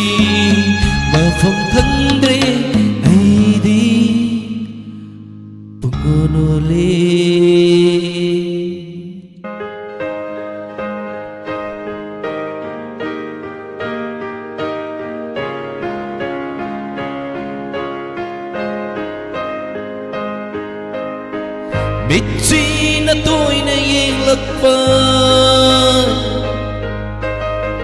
Jinbana momono lakpa Mitsi na to'y nailakpa Jinbana momono lakpa Ay sukhangi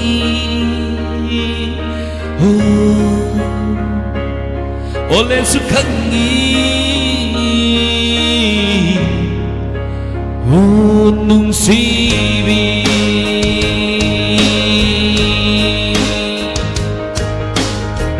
Thamoy đã bao không chân lạc bờ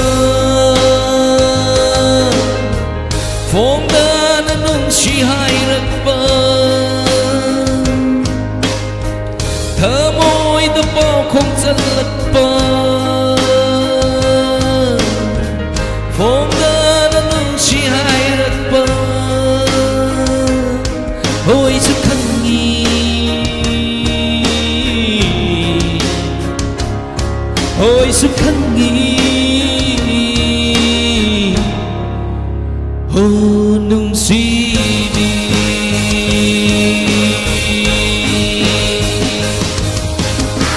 Nung đi nung si ra gan nung si ra pa siya Pam sa pam na ka pam na pa siya Hai ning go ay kaya lay na siya Na tanap na kang ito ay sukhang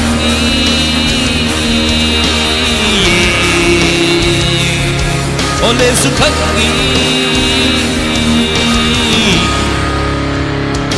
Oh nung sini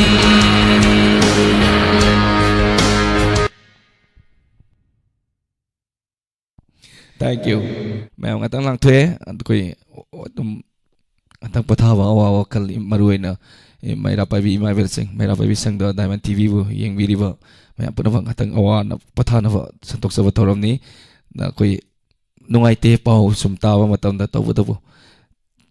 Santok taya da batoram mo iwan na sida pamakanda mai thong pukning, loi na strange tau je, loi na Diamond TV, yang mateng pang sa pasita sa may am sulak piu aduga. Masai birthday thong tanga halaga lau jage isa makaki birthday gi yafa mongol pimina si thasum ngasepam daughter of Sunny ngasepam and ngasepam ongbi pusparani lalawang sing makong many happy returns of the day isa gi punsina mitoi mihenba punsinung sang ba oirasunu aduga mama mapagi matomlom na sewa tawang ngamba oirasunu kana sunate mayam kigi tade hendo na mayam na khangna saknai raba Sunny amadi Pusparani gi amata naitom poksabi sasabi thasum ngasefangi birthday gi yafa mangon pibi nawa ajuri hedu isai mati amadum kudol tamjarake yam sang dabi dako wakal gi haurak famoi bana nong matasu Kaudraba nahakpu Aina karamna ningsinggani Sayang tauge Kaladuna Thank you. Isa sige birthday ay makon mangol bibirak pagkudi magpasu hininga laitan tagatsari. Thank you hana na loina na Diamond TV na thorom akogi entertainment Hojik tole birang asiga loina na internet yagi dabaga koi entertainment program kar kakthajaba du numidang gi oina hapsan jare pung tare tagi hayeng isai sakna si thoram me apuna mapu ole sapamna khoran ngai jeram ge numidang da loina na pung manipan makha nipan da haijaba tare na wei desengi talent han matang haitare pung tara mathoi wodum live left na tare tagi dum left na santok sagni me apuna saru yamina si si heloi baga Next page na Inspector Tayay hanjan basar ko dot jage Inspector Tayay new series ngasi wari no wo do mali ngarang thoi mi chak amagi wari yam phajawani mayam jong tang tawi yo ngarang gi wari sidi wari no wani me punna kari wari oira kadage hebada me punna mu yemina si hojiki redi miko kradang me am dagi laptok seri punna mapu olen sapam namukana khurum jari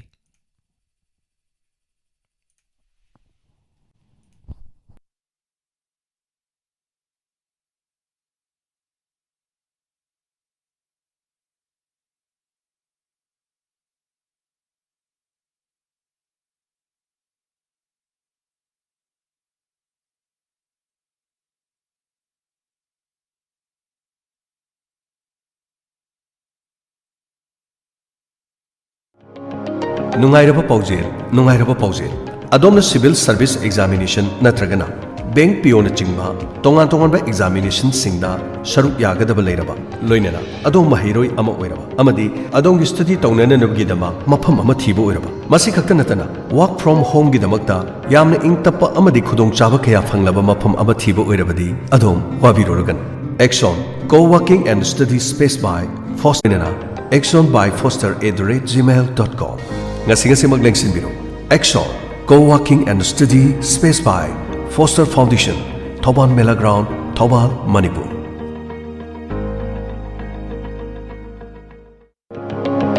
Admission open Baseline Education a Premium Coaching Institute Khangabok Bazar near MMRC Park Thoubal District Manipur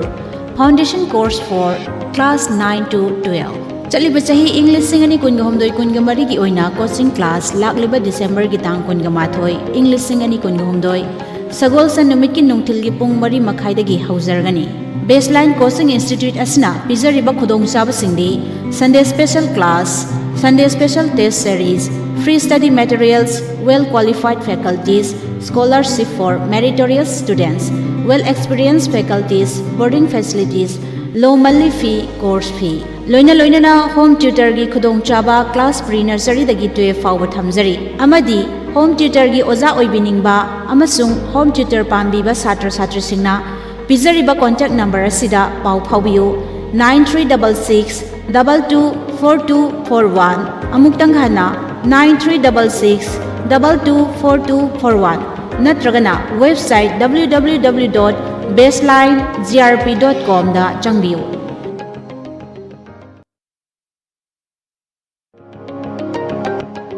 Yum ama shabada makhong linghanba kalhanba mathok tabagumna angang ama shembadashu pik lingaidigi kupna shenaduna lamjing lamtak piba mathok tai aduna chahi kayadagi angang kaya ama loinaduna sembiba sabibagi experience leiraba oja kaya amana adongi angang sing adubu lamjing lamtak pinaba ngaiduna leizari New Baby English School Kakchingda